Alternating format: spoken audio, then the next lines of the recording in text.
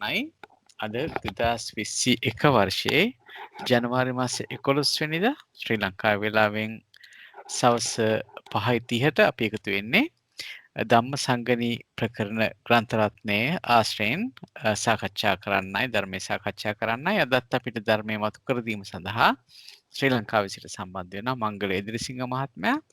මංගල මහත්මයා ඔබතුමාව ඉතාමත්ම ගෞරවයෙන් මේ ධම් සභාවට පිළිගන්නවා.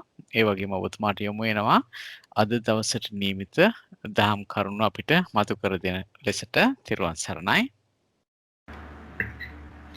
හොඳයි හැම දිනාටම තෙරුවන් සරණයි. අපි ඉස්සර වෙලා තෙරුවන් නමස්කාර කරලා ඉඳිමු. සාදු සාදු සාදු. නමෝ තස්ස භගවතු අරහතෝ සම්මා සම්බුද්දස්ස.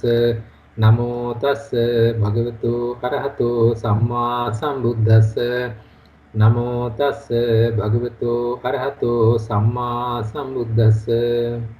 බුද්ධං සරණං ගච්ඡාමි ධම්මං සරණං ගච්ඡාමි සංඝං සරණං ගච්ඡාමි ဒ ුතියම්පි බුද්ධං සරණං ගච්ඡාමි ဒ ුතියම්පි ධම්මං සරණං ගච්ඡාමි ဒ ුතියම්පි සංඝං සරණං ගච්ඡාමි තතියම්පි බුද්ධං සරණං ගච්ඡාමි සතියම්පි ධම්මං සරණං ගච්ඡාමි තතියම්පි සංඝං සරණං ගච්ඡාමි සාදු සාදු සාදු. හොඳයි සමා වෙන්න මංගල මහත්තයා මයික් එක මියුට් වුණා මගේ අතින් සමා වෙන්න. හරි තෙරුවන් සරණයි. අද දවසෙත් අපි ධම්මසංගණියේ සුත්තන්ත මාතිකා සාකච්ඡාවේ අදට නියමිත සාකච්ඡා වාරය ආරම්භ කරමු. ඊට කලින් මට පොඩි පණිවිඩයක් දී ගන්නක් තියෙනවා. මෙතන කවුරු හරි මේ සාකච්ඡා වාරයේ ඉන්න කවුරු හරි දහම් විභාග සඳහා ඉදිරිපත් වෙනවා නම් ප ဋ ාණ ධම්ම සභාව මගින් පවත්වන දහම් පන්ති පෙබරවාරි 27 28 සතියන්තයේ පැවැත්වෙනවා. ඒ සඳහා ඉදුම්පත් බාර ගන්නවා ජනවාරි 30 වෙනකන්. ඉදිරි දවස් දෙක ඇතුළත අයිදුම් පත්‍රයේ දල පිටපතක් අපි වෙබ්සයිට් එකට දානවා ප ဋ ාණ ධම්ම සභාවේ. අවශ්‍ය නම් මම මේවටත් යොමු කරන්න කැමතියි. එහෙම කෙනෙක් ඉන්නවා නම් අපව දැන්නවා නම් පෞද්ගලිකව හරිය වන්නත් පුළුවන්. හොඳයි. ඒක අමතර පණිවිඩයක්. එහෙමනම් අද දවසේ සාකච්ඡාව අපි ආරම්භ කරමු. මම ස්ක්‍රීන් ෂෙයා කරන්නම්. හරි. අපිට අද කතා කරන්න තියෙන පසුගිය වාරයේ කතා කළා 26 වෙනි පද යුගලයේ වෙනකන්. අද අපිට කතා කරන්න තියෙන්නේ 26 වෙනි පද යුගලයේ සාකල්‍ය දුකය. මෙතනදී පද දෙක හැටියට යෙදිලා තියෙන්නේ සාකල්යංච කියන එහෙම නැත්නම් මෘදු බව කියන පදයක් පටිසන්තරෝ එහෙම නැත්නම් පිළිසඳර කතා කිරීම පිළිසඳර පැවැත්වීම කියන එකත් මේ පද දෙක තමයි මේ 26 වෙනි යුගලයේ හැටියට යෙදිලා තියෙන්නේ. මේක භාවනා පොතේ කොහොමද තියෙන්නේ කියලා අපි බැලුවා නම් සාකල්යංච කියන එකට තියෙන්නේ මෘදු මොළොක් පරිපූර්ණ වචන කතා කරන්නාගේ ස්වභාවය කියන එක තමයි එතන අර්ථ දක්වලා තියෙන්නේ. මෘදු මොළොක් පරිපූර්ණ වචන කතා කරන්නාගේ ස්වභාවය. එතකොට සතුටු මොහොනින් යුතුව සාදර ගෞරව පිරිපුන් වචන ඇති බව කියලා වැඩිදුරටත් එතන සඳහන් කරලා තියෙනවා. ඒ කියන්නේ කෙනෙක් ආපුවාම මොනවා හරි අර මූණ පුප්පගෙන ඉන්නේ නැතුව අපි සතුටු සිතින් කතා කරන ස්වභාවය. ඒක කොයි වෙලාවෙත් ඒ ස්වභාවය අපි පවත්වනවා නම් අන්නේ මෘදු බව අපි තුල පවත්වා ගත යුතු ධර්මතා හැටියට උලුප්පා දැක්වීමක් මෙතන කරනවා. ඊළඟට පටිසන්තරෝ කිව්වහම ධර්ම ප්‍රතිසන්තර ආමිෂ ප්‍රතිසන්තර කියලා එක දෙආකාරයකටත් දක්වනවා. පිළිසඳර පැවැත්වීම. කෙනෙක් ආගිය තොරතුරු කතා කරනවා කියන්නේ ඔය අපි සූත්‍ර පිටකයේ ධර්ම මේ සූත්‍ර ධර්ම කියවනකොට බුදුරජාණන් වහන්සේගේ හොඳ චාරිත්‍රයක් විදිහට ඒක අපි හැමතැනකම දකිනවනේ. හැම වෙලාවෙම ඒ කවුරු හරි පුද්ගලයෙක් බුදුරජාණන් වහන්සේ හමු වෙන්න ආවා නම් ඒ හැම වෙලාවකම පිළිසඳර කතා පවත්වලා තමයි පැත්තකින් වාඩි වුණා කියන්නේ. හරි ඒ පැවැත්ම ඒ විදිහටම ඒ චාරිත්‍රයක් විදිහට හෝ ඒක හොඳ ධර්මයක් නිසා හෝ බුදුරජාණන් වහන්සේ එහෙම කළ බව සූත්‍ර පිටකයේ බොහෝ තැන්වල සඳහන් වෙනවා. ඒ තමයි පටිසන්තර. එතකොට මට දැන් මතක් වෙනවා මේ මොකක්ද සත්ත කුම්භ ජාතකයේ සත්ති කුම්භ ජාතකයේ අර ගිරව් දෙන්න එක ගිරවෙක් හොරු ගාවටයි අනිත් ගිරවා තාපසාරාමයටයි වැටුණාම තාපසාරාමයේ ඉන්න ගිරව හොඳ වචන කතා කරන්න ගත්තනේ. එතකොට අර මේ පංචාල රජුරෝ එතෙන්ට ගියාම කෙලින්ම කතා කරලා කිව්වනේ පින්වත මෙහි එන්න ඉඳ ගන්න මහන්සිද එතකොට මෙතන මොනවද තිඹිරි ගෙඩි මොර ගෙඩි මී ගෙඩි තියෙනවා කැමති දෙයක් අරන් කන්න සිසිල් පැන් තියෙනවන්න බොන්න මට අත් දෙක නෑ ඒක නිසා ඔබම ගිහිල්ලා ගන්න මේ ආදී වශයෙන් බොහොම ලස්සනට එතන ආගන්තුක සත්කාර කෙරුණයි කියලා මට මතක හැටියට සත්තිකුම්භ ජාතකයේ තමයි අන්න ඒකේ ලස්සනට විස්තර කරලා තියෙනවා. අර ඒවකව බොව කියන තෙපුලින් පිරුණු හැම තැන ඒ ආදී වශයෙන් දක්වන ඒ පිළිවෙල ඒ ආ විදිහටම ඒ ජාතකයේ තුල ලස්සනට දක්වලා තියෙනවා. එවැනි හොඳ ගුණ ධර්ම දෙකක් තමයි මෙතනදී මේ පද දෙකේ ඉදිරිපත් කරලා තියෙන්නේ. හැම වෙලාවකම මොළොක් වචන තියෙන්න ඕන බවත් පිළිසඳර පැවැත්වීමක් විය යුතු බවත් මේ වචන දෙකෙන් දක්වලා තියෙනවා. ධර්ම ප්‍රතිසංතාර සහ ආමිත ප්‍රතිසංතාර කියන එකේදී මම හිතන්නේ ඒකට හැබැයි වැඩි විස්තරයක් නම් පෙළ පොතේ හොයාගන්න බැරි වුණා. ධර්මයෙන් සහ ආමිෂයෙන් සංග්‍රහ කරන වගයි කියන්නේ එහෙමනම් දහම් කතාවක් පැවැත්වීම ඕ එහෙම නැත්නම් ආපු වෙලාවට ගිහි කෙනෙක් හරි එහෙම නැත්නම් ඒ තැනේ සුදුසු හැටියට අනිකුත් වත් පිළිවෙත් පැවැත්වීම වගේ දෙයක් වෙන්න ඕනේ එතන කතා කරලා තියෙන්නේ. මේක අපි බැලුවොත් නික්කේප කාණ්ඩය තුල එතන දීර්ඝ විස්තරයක් නම් දෙනවා. එතනදී අපි සිංහලේ කරන් බැලුවොත් නරක වචන නැති වගේ දැන් මෙතන යම් තෙපුලක් කුංසන වම්බනාදීන් විදිහට තියෙන ඒ අටගත් අණ්ඩක ඇති පූතික වූ පරාහට කටුක වූ මෙරමා läගගෙන සුළු ක්‍රෝධයට ආසන්න වූ සමාධිය පිණිස නොපවත් නේද ඉබඳු තෙපුල් හැරපියා. එවැනි කටුක තෙපුල් නැතුව යම් තෙපුලක් නිර්දෝෂද කනට සුව එළවාද ප්‍රේමණීයද හෘදයාංගමද නාගරිකද බොහෝ දෙනාට කාන්තද බොහෝ දෙනාට මන වඩාද ඉබඳු තෙපුල් කියන්නේ වෙයි. ඒ පුඟුල් කෙරෙහි මට සිලුටු වචන ඇති බවෙක් මෘදු වචන ඇති බවෙක් නොපරොස් වචන ඇති බවෙක් වෙද්ද මෙන්න යන්නේ එකට කිව්වා සකිල එහෙම නැත්නම් සාකල්ය කියලා. එවැනි ස්වභාවයක් පවත්වා ගැනීම මේ පළවෙනි වචනයෙන් අර්ථ දක්වලා තියෙනවා. ඊළඟට පටිසන්තාරෝ කියන එක නික්කේප කාණ්ඩයේ හඳුන්වනවා. පටිසන්තාරයෝ දෙදෙනයි ආමිස ප්‍රතිසන්තාර ධම්ම ප්‍රතිසන්තාර කියලා. ඒකේ මෙලොව කිසිවෙක් ආමිස පටිසන්තාරයෙන් හෝ ධම්ම පටිසන්තාරයෙන් හෝ අතුරු නැති කරන්නේ වෙයි මේ ප්‍රතිසන්තාරයයි කියනු ලැබේ. පටිසන්තාර කියලා එතන දක්වලා තියෙන්නේ මිත්‍රභාවයෙන් පිළිගෙන සංග්‍රහ කිරීම කියන කාරණාව. එහෙමනම් හොඳ වචන කතා කරන කෙනෙක් නම් ඉතින් මිත්‍රභාවයෙන් පිළිගෙන සංග්‍රහ කරන එකත් එතනම යෙදිලා තියෙන්නමත් ඕනේ. ඒ නිසාම වෙන්න ඕනේ වචන දෙක එකට ගලපලා ද්විකයක් හැටියට දීලා තියෙන්නේ. දැන් එහෙමනම් මෙහෙම ධර්මතා තියෙනකොට ඒකේ අභිදෙය්‍යාර්ථ මොනවා වෙන්න පුළුවන්ද? අභිදෙය්‍යාර්ථ හැටියට දක්වනවා මහා කුසල මහා ක්‍රියා සිත් 16යි තත්සම්ප්‍රයුක්ත චෛතසික 38යි. අන්න ඒ කියන්නේ කාමාවචර මහා කුසල මහා ක්‍රියා සිත් වලින් තමයි මේ දේ සිද්ධ වෙනවා කියලා. එතකොට මෘදු වචන භාවිතයේදී උපදින්නා වූ මහා කුසල මහා ක්‍රියා සිත් 16 සහ එහි යෙදෙන චෛතසික 38 සාකල්යංච කියන පදේ අභිදෙය්‍යාර්ථ හැටියටත් එම අභිදෙය්‍යාර්ථයෝම කුදුමහත් වත් පිළිවෙත් පිරීමේදී එම අභිදෙය්‍යාර්ථම යෙදෙනකොට අන්න ඒක පටිසන්තාරයට අදාළ අභිදෙය්‍යාර්ථ හැටියට ඉදිරිපත් කළා. ඒ විදිහට තමයි මේ පද දෙක අර්ථ දක්වලා අභිදෙය්‍යාර්ථ ඉදිරිපත් කරලා තියෙන්නේ. ස්කන්ධාදී ભેදය ආරම්භ බැලුවා නම් නාම ධර්ම විතරයි තියෙන්නේ. එහෙනම් ස්කන්ධ හතරයි.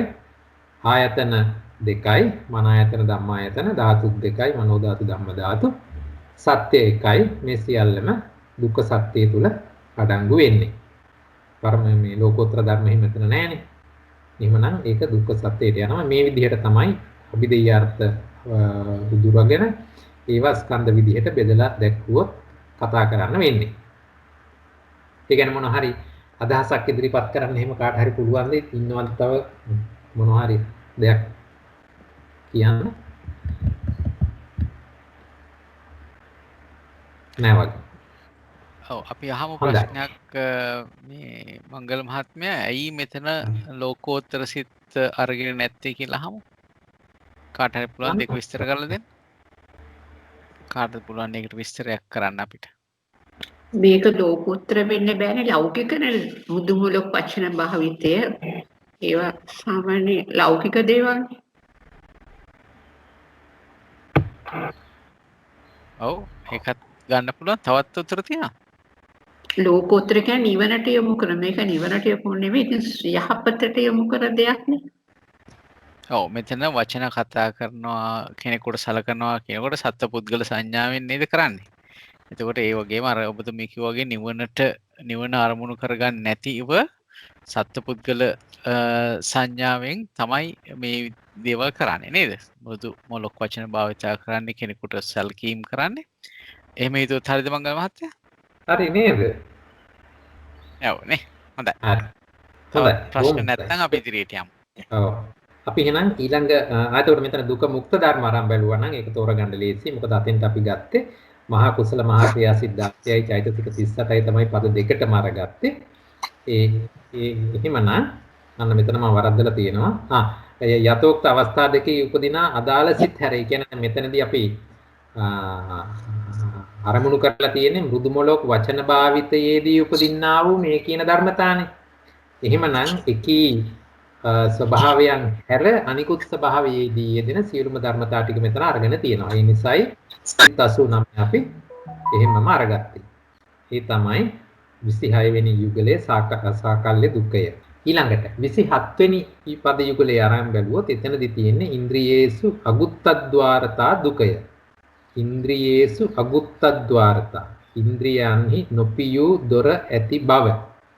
එතනදී භාවනා පොත ඒක විස්තර කරලා දෙනවා චක්ෂුරාදී ෂඩේන්ද්‍රියන්හි අසංවර ස්වභාව නම් වූ ධර්මයක්ද ඇත්තේය කියලා. ඉන්ද්‍රියේහි අගුත්ත ద్వාරතා ෂඩ්ඉන්ද්‍රියන්හි අසංවර ස්වභාවය නොවැසූ බව. ඒක තවදුරටත් විස්තර කරලා දෙනවා ඉන්ද්‍රිය සංවරය බිඳීම නම් වූ ඉන්ද්‍රියන්හි නොවැසූ දොර ඇති බව.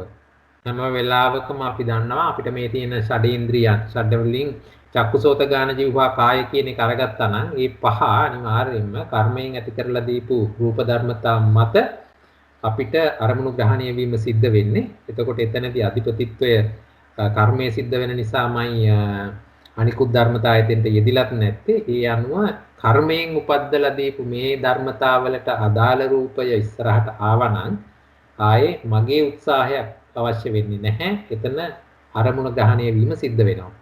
එහෙම අරමුණු ග්‍රහණය වෙන හැම වෙලාවකම අපි කාමාවචර ලෝකේ ඉන්න සත්තු හැටියට ඒක අපි අරගන්නෙම සතර විපල්ලාසයෙන්. එහෙම වුණා නම් ඒ කියන්නේ අපි ඒක ගන්නෙ අකුසල විදිහට. එහෙමනම් ඒ අයෝනිසෝ මනසිකාරයට එන්න ඉඩ දීලා ඒක වැඩෙන්න ඉඩ දීලා මේ ඉන්ද්‍රියන් ඕපන්ලි තියාගෙන ඉන්නවද? එහෙම නැත්නම් ඒවා ෆිල්ටර් කරලා ගන්නවද? මෙන්න මේ ස්වභාවය තමයි මෙතනදී කතා කරන්න වෙන්නේ. ඊළඟට භෝජනයේ අමත්තඤ්ඤුතා භෝජනයේහි පමණ නොදන්නා බව අර කොසල් රජුරුව වගේ සිව්පස පරිභෝගයේහි පමණ නොදන්නා ස්වභාව නම් වූ ධර්මයක් ඇත්තේය කියලා භාවනා පොත එතන අර්ථ දක්වලා තියෙනවා. තවදුරටත් විස්තර කරනවා සිව්පසේ පිළිගැනීමේහිද පරිභෝගයේහිද පමණ නොදන්නා බවයි. මේවා ගැන බොහොම ලස්සනට විනය පිටකේ එහෙමලා දීලා තියෙනවානේ කොහොමද ආහාර ගන්න ඕනේ කොයි විදිහටද කොච්චර විතර ප්‍රමාණයක්ද ආදී වශයෙන් ඒක ප්‍රත්‍යවේක්ෂා කරන විදිහ පවා ඒ හැමතැනකම දාලා තිනවා. ඒක එවැනි දේවල් ගැන කිසිදු අදහසක් නැතිව අර මේ ලැබුණේ ලෝකේ තියෙන අන්තිම කෑම පිඟානයි කියලා හිතාගෙන කාගෙන යනවා වගේ දෙයක් තමයි බෝධනයේ අමත්තඤ්ඤතා කියලා කියන්නේ. මංගල මහත්තයා සමාවෙන්න එතනදී අර පල්ලෙහා තියෙනවනේ සිව්පසේ කියලා. ඔව්. එතකොට භෝජනයද කියන්නේ සිව්පසේ පිණ්ඩපාතය කියන්නේ එක කොටසක් නමුත් එක කොටසක් විතරයි. ඒ අනුව සියලුම ඔක්කොම දේ ගන්න පුළුවන්. හැබැයි මෙතන වචනේ තියෙන්නේ භෝජනීය අමත්තඤ්ඤතා. අපි සිව්පසේ අනිත් දේවල් වලින් භෝජන පදයෙන් කෝකද ගන්න කියන එක ඒක තමයි එතන අර පරිභෝජනය කියලා තියෙනවානේ පරිභෝගය කියලා. ඒ කියන්නේ එතන නිකන් පරිභෝජනය කියන අර්ථයෙන් වගේ අරන් ඔව් තියෙනවා නේද? පරිභෝගී කියන අර්ථය ගත්ත හැකිනේ. සිව්පස පරිභෝගීහි. ඔව් එහෙම වුණොත් චීවර පිණ්ඩපාත ඒ ඔක්කොම ටික අපිට අරගන්න පුළුවන්. එහෙම තැනකදී ඒ සිව්පසය පිළිබඳව වූ සංවරයක් නැතිකම නේද? ඒකට ගන්න වෙන්නේ. ඔව් නේද? ඒ විදිහ තමයි ඔව්. එන්නේ. ඒ හැම වෙලාවකම ඉතින් වෙන්නේ මොකද? අපි වැඩිපුර අකුසලයට යොමු වෙනවා. දැන් මෙතන ශාසනයට පිවිසි ශ්‍රමණ හාමුදුරුවන් වහන්සේ නමක් ගැන අරගත්තා නම් ඒ පැමිණි කාරණේ අතපසු වෙලා නැවත කාමභෝගී ජීවිතයකට හුරු වෙන ස්වභාවයකට යෙදෙනවා. එහෙම වුණා නම් අර බුදුරජාණන් වහන්සේ හැම වෙලාවෙම විනය නීති පවා පැනෙවුවයි කියන්නේ ඒ සත්වයා කෙරෙහි අනුකම්පාවෙන්මයි. කොහොම හරි මේ සංසාරයෙන් එතර කරවන්න උත්සාහ කරවන්නේ. ඉතින් මේ විදිහට සිව්පස පරිභෝගයේහි අනවශ්‍ය විදිහට යෙදුනොත් නැවත වතාවක් අකුසල ධර්මයන් වැඩෙනවා මිස යන්න ඕනේ පාරේ ආගන්න හම්බ වෙන්නේ නැහැ. ඉතින් වෙන නිසා තමයි මේ වාගේ ධර්මතා උලුප්පා දක්වා තියෙනවා ඇත්තේ. ඒක නික්කේප කාණ්ඩය ඉදිරිපත් කරනවා. ඉදේකච්චා චක්කුණා රූපං දිස්වා නිමිත්තක් ගාහි හෝති අනුව්‍යංජනයක් ගාහි හෝති. මේ කතා කරන්නේ ඉන්ද්‍රියේසු අගුත්තද්්වාරතා ගැන. එතකොට චක්කුණා රූපං දිස්වා නිමිත්තක් ගාහි හෝති අනුව්‍යංජනක් ගාහි හෝති යත්වාදිකරණ මේතං චක්කු ඉන්ද්‍රියං අසංගතං විහරන්තං අවිජ්ජා දෝමනස්සා පාපක කුසල ධම්මා අන්වාස්ස වෙය්‍යු. අන්න වෙන වැඩේ. ඇසට රූපයක් ගැටිලා අපි නිමිති ගන්නවා නම් හෝ නිමිති අනුව්‍යංජන ගන්නවා නම් අන්න එතනදී ඒ පවත්නා චක්කු ඉන්ද්‍රියේ අසංගතභාවය නිසා අවිජ්ජා දෝමනස්ස දෙක අපි ඇසුරු කරනවා ආශ්‍රය කරන්න පටන් ගන්නවා. එතකොට මොකද වෙන්නේ? තස්ස සංවරාය න පටිපජ්ජති. න රක්ඛති චක්කු ඉන්ද්‍රියං චක්කු ඉන්ද්‍රියේ න සංවරං ආපජ්ජති. ඒ වගේම සෝතය, සද්දය, ගානය ඒ ඔක්කොටමත් ඒ විදිහටම කතා කරනවා. එතකොට තස්ස සංවරායන මනින්ද්‍රියං ආපජ්ජති. යා ඉමේසං චන්නං ඉන්ද්‍රියාණං අගුත්ති අගෝපනා අනාරක්ඛෝ අසංවරෝ අයං උච්චති ඉන්ද්‍රියේසු අගුත්තද්්වාරතා කියලා. එහෙමනම් මේ කියන ඉන්ද්‍රිය 6 කෙරෙහිම මනස උනත් එතෙන්ට අරගෙන තියෙනවා. ඉන්ද්‍රිය 6 කෙරෙහිම මේ විදිහට අයෝනිසෝ මනසිකාර්යය පවත්වාගෙන ඒ තුල එන්න දෙන එක තමයි මේ පදේ කියන්නේ අගුත්තද්්වාර කියලා. මම හිතන්නේ ඊළඟ පද යුගලයේ ඇත්තේ ගුත්තද්්වාර වෙන්න ඕනේ. මෙතනදී අගුත්තද්්වාරය හඳුන්වලා දෙනවා මේ ආකාරයට මේ ෂඩ්ඉන්ද්‍රිය වල තියෙන අසංවර බව. ඊළඟට ඒක සිංහල පාඩයක් මම දාලා තියෙනවා.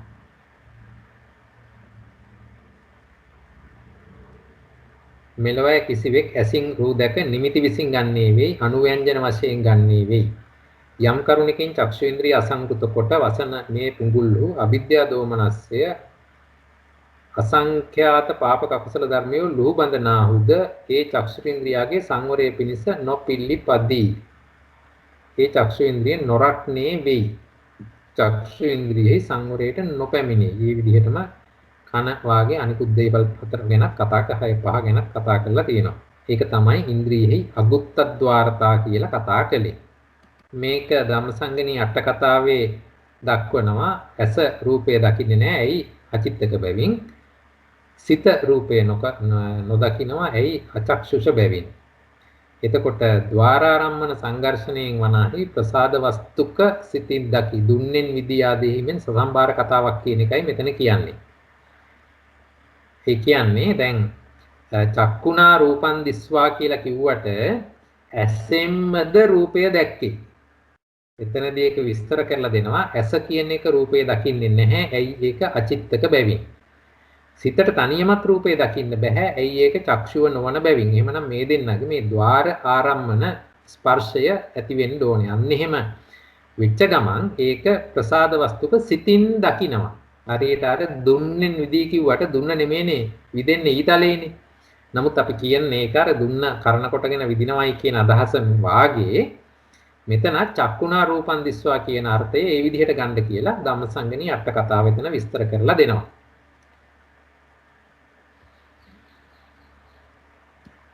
ඊළඟට මම හිතන සමාවෙන්න ආපහු පොඩ්ඩක් ඒකට යමුද?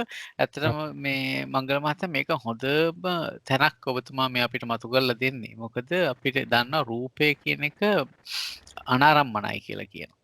ඔව් රූපය අනාරම්මනයි කියනකොටම මෙන්න මෙතන මේ කතාව කියලා හිතන්න. මොකද ඇසකින් බෑ තවත් රූපයක් දකින්න. ඇස කියන්නේ රූපයක්.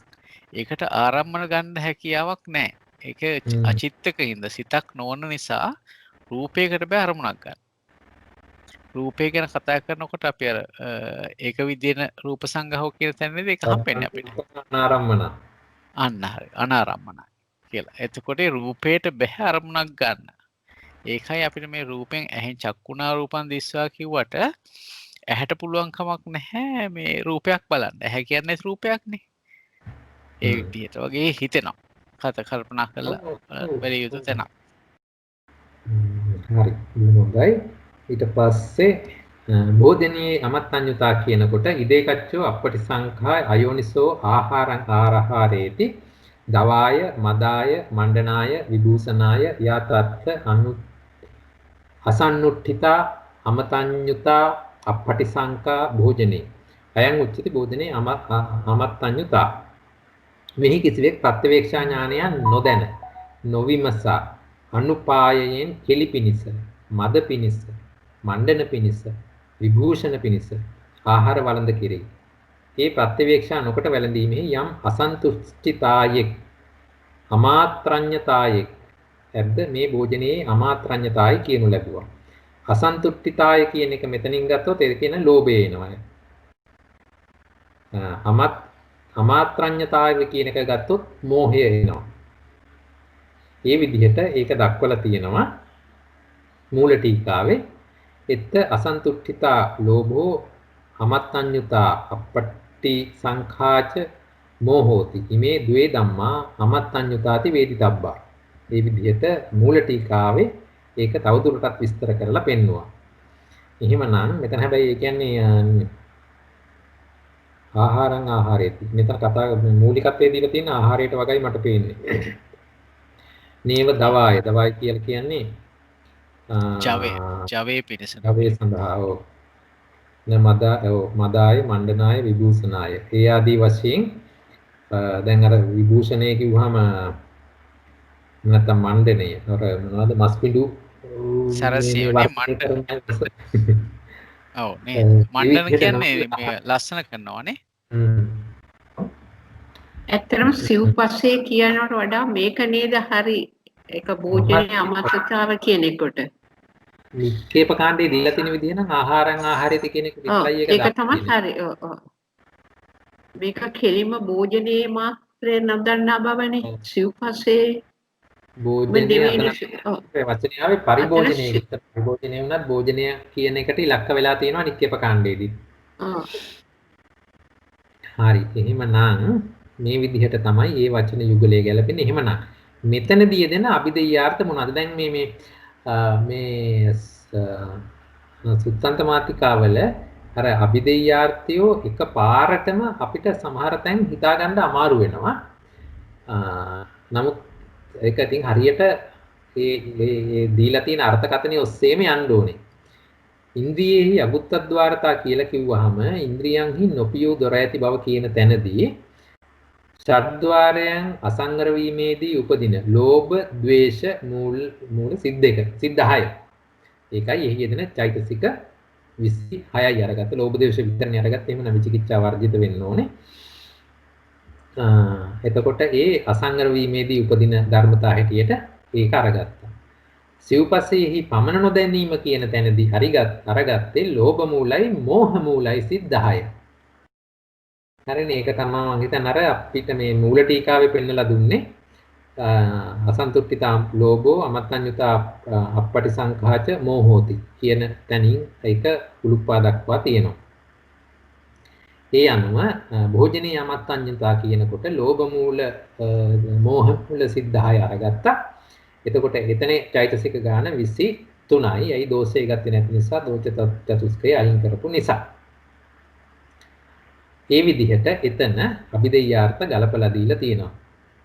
දැතර බාණ්ඩ සමාවෙන් මංගල මහත්තයා මෙතැන්දී කොහොමද මේ මෝහ මූල සිත් දෙක දෙවැනි අවස්ථාවේදී යෙදුනේ පළවෙනි අවස්ථාවේදී නොයෙදුනේ කියන එක කොහොමද අපි විස්තර කරගන්න පුළුවන් වෙයිද? මට හිතෙන්නේ දැන් දැන් මේක තමයි අර අපි සතර සතිපට්ඨානේ අරගත්තත් අවිජ්ජා දෝමනස්සන් ගැන විතරනේ අපි කතා කරන්නේ. මොකද මෝහය කියන එක ඩිෆෝල්ට්. මෝහය තියෙන නිසාම තමයි අනිත්ව නැග ඉන්නේ. හැබැයි එතනදී ප්‍රකටව අපිට විද්‍යාමාන වෙලා අපි ගිහිල්ලා අන්ත දෙකේ වදින්නේ එක්ක ලෝභ මූලේ නැත්නම් ද්වේෂ මූලේ. හැම තැනකදීම අපිට කතා කරලා තියෙන්නේ ලෝභ මූල ද්වේෂ මූල දෙක තමයි. අවිද්‍යා දෝමනස්සං. කතා කරන්නේම ওই දෙක. ඕක තමයි අන්ත දෙක හැටියට එන්නේ අපිට. ඒ නිසායි මෙතන ඒක ඒ විදිහට අරගෙන තියෙන්නේ. ඇයි ඉන්ද්‍රියේ අගුත්තද්්වාර කිව්ව ගමන් ෂඩ්ඉන්ද්‍රිය අසංවර වෙච්ච ගමන් අපි එක්ක ඇලෙනවා එක්ක ගැටෙනවා. මෝහය කියන එක අපිට තේරෙන්නේ නැහැ. මෝහය කියනකොට ඒක අකුසල සාධාරණ චෛතසිකයකුත් වෙනවනේ. ඒ පැත්තෙමුත් ඒක හිතන්න පුළුවන්. හැබැයි දැන් දෙවෙනි අවස්ථාවේදී කෙලින්ම ලෝභ මූල මෝහ මූල දෙක විතරයි යෙදලා තියෙන්නේ. මෝහ මූල කියන එක එතන අරන් තියෙනවා නේද? අපිට කෑම පිළිණු වෙලා නම් අපි කන්නේ නැහැ නේ. එහෙනම් ද්වේෂ මූල ඇති වෙන්න විදියක්. එතනදී අපි ගන්නෙ නැහැ නේ. නමුත් ලෝභ මූල කියන එක නිකමට හරි සුවඳ දැනුණාද කෑවා. එතකොට ඒ ලෝභ මූල කියන එක එනවාමයි. මෝහය මෙතනදී ද්වේෂය නොවෙනවා. එතකොට මෝහය උලුප්පා ගත්තා වෙන්නත් පුළුවන්. එහෙම නැත්නම් මේ මෝහය වැඩි නිසාම තමයි මේ අමච්ඡඤ්ඤතාව එන්නේ නේ කොසල් රජුරවන්ට වගේ. මෙතනදී මේ මංගල මහත්තයා මෝහ මූල සිත් දෙක ගත්තාම කියන්නේ උද්දච්ච සාගත සිතයි මේ විචිකිච්ඡා සාගත සිතයි ගන්න වෙන්නේ. ඔව්. එතකොට මේ විචිකිච්ඡා සහගත සිතක් කොහොමද මේ භෝජනයේ අමත්තඤ්ඤතාවයේ පිළිබඳව ගන්න කියන එක තමයි පොඩ්ඩක් හිතා ගන්න. එතනදී බුද්ධ ආදී අටතන පිළිබඳ සැකය නොවෙන්න ඕනේ නේද? එතන මෝහය එතන විචිකිච්ඡාව කියලා ගත්තොත් ඒක හරියට මේක ගලපන්න නම් මට තේරෙන්නේ නැහැ. ඒක තමයි අමාරුයි වගේ නේ. අපි පොඩ්ඩක් හොයලා බලමු මේ ගැන. කාට හරි වෙන කාට හරි මොන හරි අදහසක් ඉදිරිපත් කරන්න බලන්න ඒ ගැන කවුරු හරි තව මට හිතෙන්නේ මහත්තයා මේ මෝහ මූල සිත් දෙකත් මේ පළවෙනි එකට අදාළයි කියලා. මොකද මේ බුද්ධ ආදී අටතැන් ගැන සැකේකුවා මේ කියපු දේවල් ගැන සැක නිසානේ ඒවා මේ ඉන්ද්‍රියෙන් ගන්න අරමුණු ගැන මේ වැරදි විදිහට අරගෙන මේ විපල්ලාස ඇති වෙන්නේ.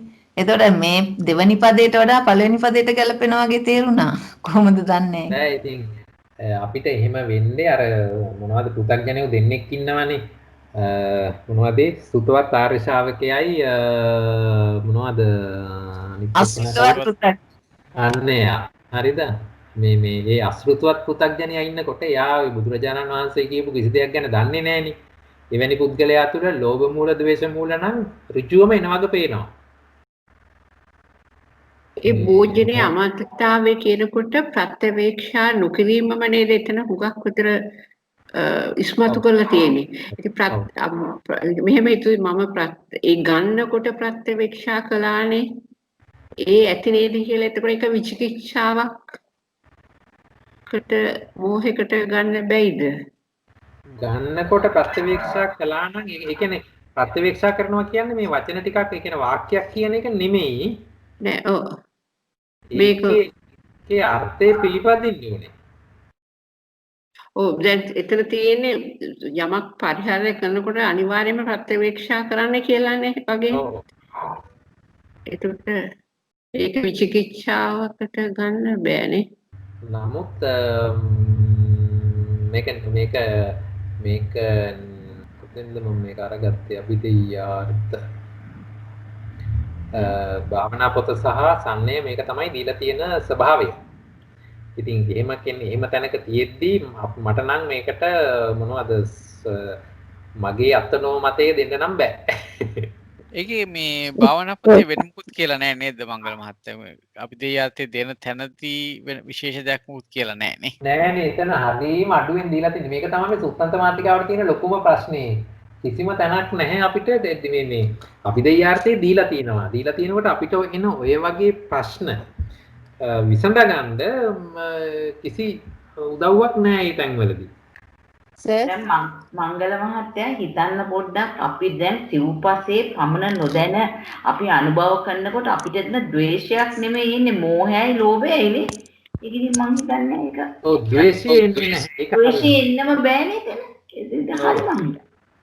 එතනදී ඒ සමාවෙන්දුස මට හිතෙන්නේ මෝහ සිත් තරම් තියෙන මේ අපටිසංකා අයෝනිසෝ කියන වචන දෙක සම්බන්ධ වෙන්නේ මෝහ මූල සිත් වලටද කියන අදහසක් තියෙනවා පොඩ්ඩක් ඒ ගැන මට විස්තර කරලා දෙන්න. ප්‍රත්‍යවේක්ෂා නොකොට වැළඳීමේ ඒකේ මේ අර ස්වාමීන් වහන්සේගේ භාවනා පොතේ කෙලවරේම පොඩ්ඩක් දාලා තියෙනවා ඉන්ද්‍රිය සංවර බේද සංකාතෝ මනච්චට්ටේසු ඉන්ද්‍රියසු අගුත්තද්දාර භාවෝ ඉන්ද්‍රියසු අගුත්තද්්වාරතා කියලා ඉන්ද්‍රිය සංවරය බිඳීම නම් වූ මන ආයතනය සවැනි කොට ඇති ඉන්ද්‍රියන් කෙරෙහි දොර නොවැසූ බව ඉන්ද්‍රියසු අගුත්වද්දාරයයි සිව්පසය පිළිගැනීමෙහිද පරිභෝගයෙහිද පමණ නොදන්නා බව භෝජනයේ අමත්තඤ්ඤතාවයි. ඔව් දැන් මේ ටික එතන කියනවා. පස්සේ අන්තිමටම තියෙන වචනවල දාලා තියෙනවා. හරි 27 වෙනි කේතේ යටතේ නේද? එහෙමයි. ඔව් එතකොට ඒ වුණාට දැන් අපිට මෙතන මහත්තයා. ඔව් 222 පිටුවේ ඔව්. එතකොට එතනදී ප්‍රශ්නේ තියෙන්නේ ඒ මොකවද මෙතන අභිදේයාර්ථ ගත්තේ? එතකොට ඇයි ඒක ගත්තේ කියන පදනම දෙilla නැහැ නේ. එවැනි ප්‍රශ්න අපිට තියෙනවා මේක සම්නේ කියලා. ඔව්. ඒ ප්‍රශ්නේ තියෙනවා අපිට පොඩ්ඩක් ඒක තේරුම් ගැනීමේ අපහසුතාවයක් තියෙන අපේ දැනුම ප්‍රමාණවත් මදි වගේ. ඒක තමයි. ඔව්. අපි දැන් මෙතන සිව්පස්ය පිළිගැනීමෙහිද පරිභෝගයෙහිද පමණ නොදන්නා බව මුලාව නෙමෙයිද? මෝහය නෙමෙයිද? නෑ කොහොමත් ලෝභ සිතෙත් මෝහය තියෙනවනේ. එතනනේ ප්‍රශ්නේ තියෙන්නේ. දැන් මෝහය කියන එක චෛතසිකයක් හැටියට ලෝභ සිතෙත් ද්වේෂ සිතෙත් දෙකේම යෙදෙනවානේ. ඊට අමතරව දැන් පළවෙනි කොටසේ මෝහ සිත් දෙක ගන්න නැතුව ඒ කියන්නේ අපි ඉන්ද්‍රියසු අගුත්තද්වාරෝ කියන තැනදී මෝහ සිත් ගත්තේ නෑ අපි එතන. එතන ලෝභ මූලයි ද්වේෂ මූල කියන සිත් 10නේ ගත්තේ. එතන මෝහ මූල සිත් දෙක ගත්තේ නෑ. දැන් ඊළඟට භෝජනේ අමත්තඥතා කියන තැනදී ලෝභ මූල සිත් 8යි මෝහ මූල සිත් 2යි ගත්තා. එතන මෝහ මූල සිත් දෙක තමයි අර ද්වේෂ මූල සිත් දෙක වෙනකොට ඇවිල්ලා තියෙන්නේ. ඒක තේරුම් ගන්න තමයි අපි උත්සාහයක් කරේ. මෝහය කියන එක තියෙනවා. අනිවාර්යයෙන්ම කියන්නේ සියලු අකුසල සිත් වලට මෝහය දෙනවනේ. ඒ පැත්තෙන් අපිට මෝහය ගැන හිතන්න පුළුවන්. නමුත් අර මෝහ මූල සිත් දෙක කිව්වම විචිකිච්ඡා සහගත සිතයි උද්ධච්ච සහගත සිතයි කොහොමද මෙතන යෙදෙන්නේ කියන එක තමයි අපිට තෝරගන්න ටිකක් අපි උත්සාහ කරේ. අපි ඉදිරියේදී බලමු නේද මංගල මහත්තයා? ඔව් ඉදිරියේදී බලමු. මම පොඩ්ඩක් මේක බලන්නම් මොනවද පඤ්ඤ විභංග වාරයේ කොහොමද මේවා එක්ස්ප්ලেইন කරලා තියෙන්නේ කියලා මට ඒක පොඩ්ඩක් අමතක වුණා. එතනින් බලලා අපි අල්ලගන්න try කරමු කොහොමද ඒක එහෙම වෙන්නේ කියන එක. හොඳයි. එහෙම එකක් හම්බුනොත් අපිට කියන්නකෝ. කියන්න. පොඩි අදහසක් තියෙනවා මේ සුගත වංශ හාමුදුරන්ගේ පාඩමක මම අහුම්කන් දුන්නා ඒකේ කියනවා විචිකිච්ඡා සිත පංචකාමයට ඊටා කැමති කියලා උද්ධච්ච සිත චිත්ත ඒකාග්‍රතාවයක් ඇත්තෙම නැති නිසා හැමතිස්සෙම අර මෝහයෙන් වගේ දේවල් කරනවා කියලා. ඒ කියන්නේ දැන් කෑම උනත් වැඩියෙන් කෑමට උනන්දු වෙනවා කියලා එහෙම කියනවා. ඒ සිත ගොඩක් විදිහකට බෙදලා තිනවා සුගත වංශ හඳුරන්ගේ පාඩමේ. ඒ පංචකාමයට කැමති නිසාම තමයි අර මේ දැන් මේ සිතේදී ඇත්තටම මෙහෙම වෙනස් වෙලා මෙයා වෙන්නේ යන මේ කියලා මට හිතෙන්නේ එහෙම. හොඳ අදහසක්.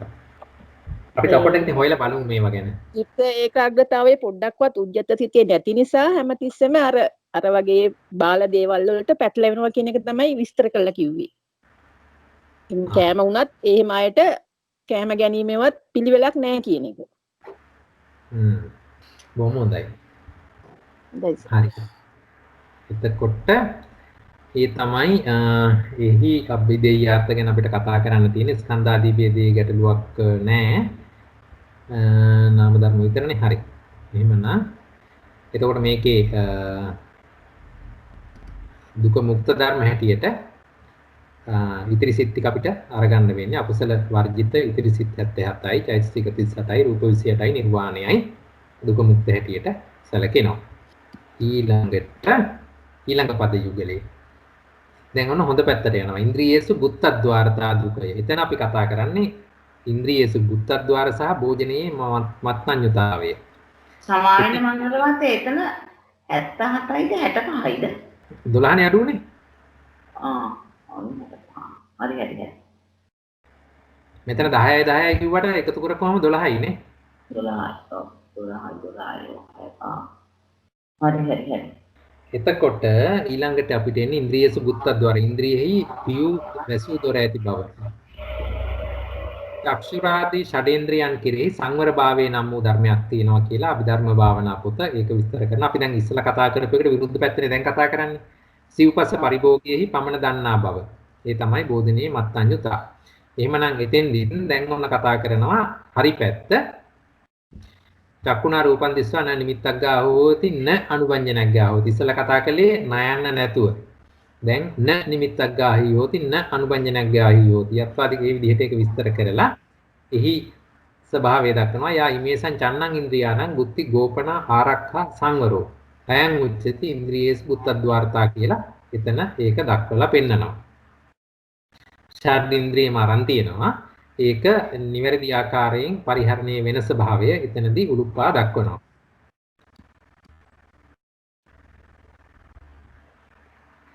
සිංහල එකත් ඒ විදිහටම තියෙනවා. මේ ලොව කිසිවෙක් ඇසින් රූ දැක නිමිත්ත විසින් නොගන්නේ වෙයි. අනුවැංජන විසින් නොගන්නේ වෙයි.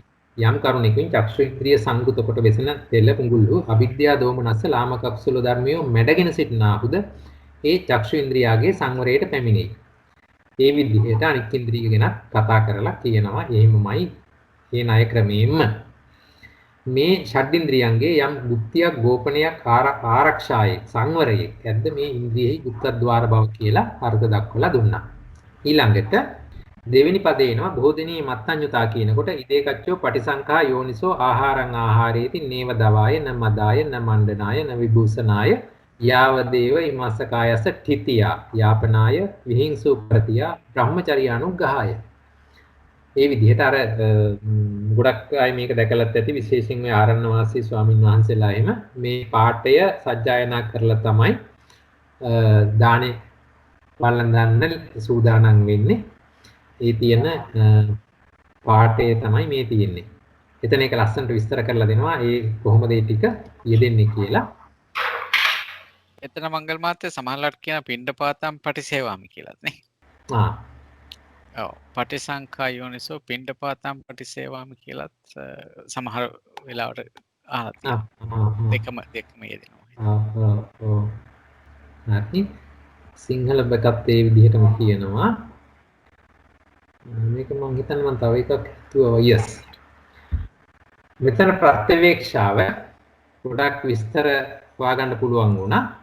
නේව දවායි කිය ඉදේකච්චා පටිසංකෝ යෝනිසෝ ආහාරං ආහාරේති. මේ සත්ව ලෝකයේ ඇතම් කෙනෙක් විමසා බලන ප්‍රඥාවෙන් ආහාරය පරිභෝග කරයි.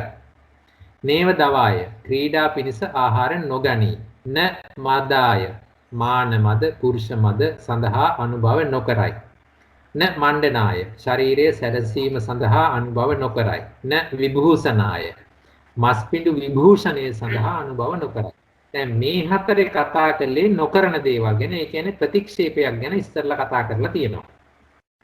ඊළඟට තව කොටසක් කතා කරනවා නිමස්සකායස ඨිතියා කරජකයේ ස්ථාපනය සඳහා යාපනාය ජීවිතේන්ද්‍රිය සඳහා විහිංසු කරතිය නොබුද්ධීම නිසා ඇතිවන බඩගින්න වැළැක්වීමට බ්‍රහ්මචර්යානුග්‍රහය ත්‍රිවිධ ශික්ෂාව පැවැත්වීමට අනුග්‍රහය පිණිස ඉති මේ උපායෙන්.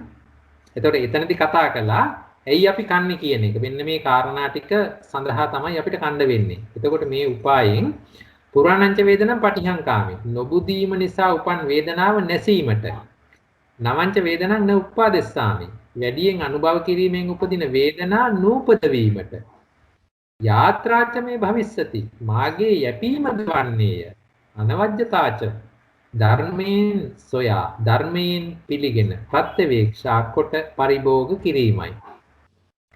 අහසු විහාරෝ ചാති සතර ඉරියව් සුවෙන් පැවැත්මට බිඳු 4ක් 5ක් විතර අඩුවෙන් කන්න කියලානේ තියෙන්නේ. එහෙමනම් මෙතන ඉස්සරළම ප්‍රතික්ෂේපයක් කතා කරලා ඊළඟට සමෝධානයක් කතා කරලා ඊළඟට භෝජනානිසංශයක් ගැන කතා කරලා තියෙනවා කියලා මේක බොහොම ලස්සනට විස්තර කරලා පෙන්නලා තියෙනවා අටුවාව තුළ. භෝජනානිසංශය තමයි පහසු විහාරෝචාති. අපිට පහසුවෙන් ඉන්න පුළුවන්. පවතින්න පුළුවන්. අර කොසල් රජුරෝ ගිහිල්ලා මේ බුදුහාමුදුරුවෝ ගාව වුණත් ඇලවෙලා හතර ගාතේ දාන්න නැතුව.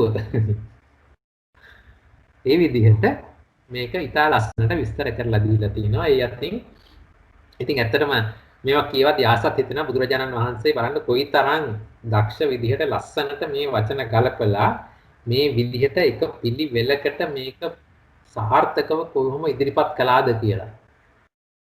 ඒ සම්බුද්ධ ගුණය නම් ලස්සනට පේනවා මේ වගේම ඇනලයිස් කරලා බලනකොට.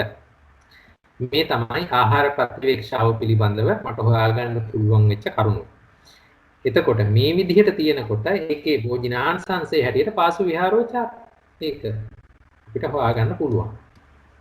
එහෙමනම් මේ විදිහට අපි මේ පද දෙකේ අභිධේයාර්ථ අහුලනකොට ඉන්ද්‍රියේසු බුත්තද්වාරතා කිව්වහම එතනදී මහා කුසල මහා ක්‍රියා සිත් 16යි ලෝකෝත්තර සිත් 8යි තත්සම්පයුක්ත චෛතසික 38යි.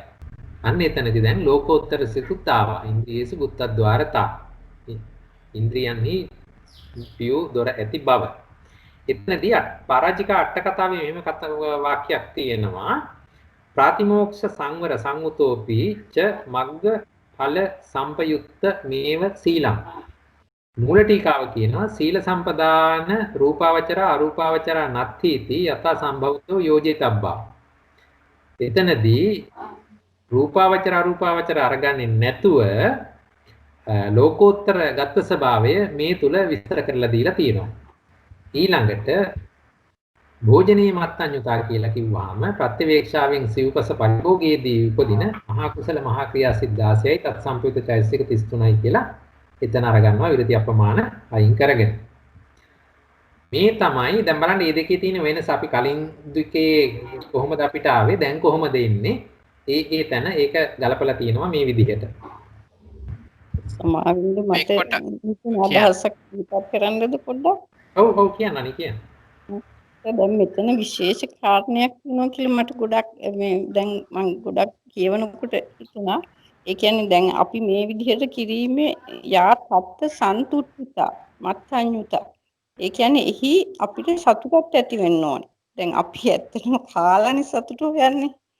දැන් අපි ඒ අඩුවෙන් අනුභව කිරීමේ යම්කිසි අපේ හිත ඒ පිළිබඳ සතුටක දැන් ඇත්තටම අපි මං හිතන්නේ ගොඩක් මේ කාම ලෝකේ දේවල් වලට තමයි කැමති ඇත්තටම.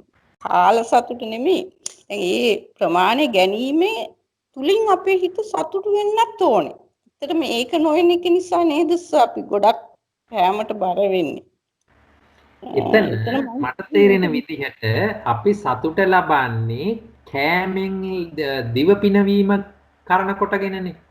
තව දිව පිනවන්නට උත්සාහ කිරීම තමයි අපි try කරන්නේ කෑම කියලා. නමුත් මෙතනදී පාස් විහාරය එතනයි සතුට පවත්වන්න කියලා කිව්වේ. භෝජනානිසංසයේ හැටියට පෙන්නුවේ සතර ඉරියව්වෙන් සුවෙන් පැවැත්වීමට පුළුවන් වගන්න ඒ තුල තමයි සතුට ගන්න ඕනේ. ඒ නිසා දිව පිනවල නෙමෙයි.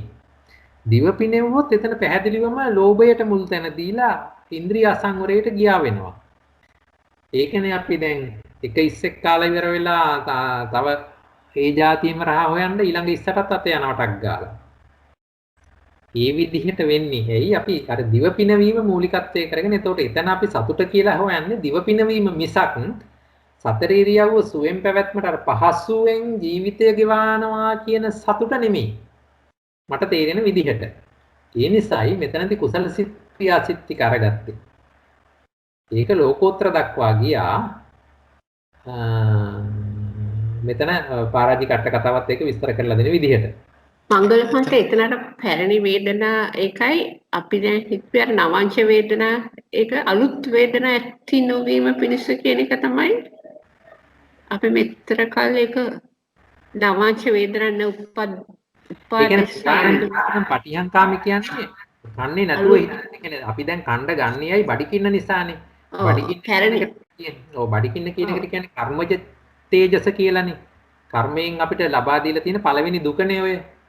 සත්‍යයක් හැටියට ඉපදුනා නම් අනිවාර්යයෙන්ම අපිට බඩගින්න තියෙනවාමයි. ඔය කොයිතරම් සැපයි මෙහෙමයි මහා මාත්‍ය කියලා හිටියට බඩගින්න කියන කෙනවම තමයි. එහෙමනම් අන්නේ ඒ දැනට පවත්නා බඩගින්න නැති කර ගැනීමටත් නවංච වේදනා නෝපද්දස්සාමි. දැන් මේ කෑම ගැනීම නිසා සුළු වේලාවක් යනකම් නැවත අර විදිහේ බඩගින්නක් ඇති වෙන්නේ නැහනේ. නෑ මං කිව්වේ දැන් අපි ওই භාවනාවට ගියාම ඒ වැටෙන ওই වාක්‍ය කියවනවනේ. ඔව්. ඒතර කියනුනේ පැරණි වේදනාවන් නැසීම පිණිස. අලුත් වේදනාවක් නැති නොවීම පිණිස.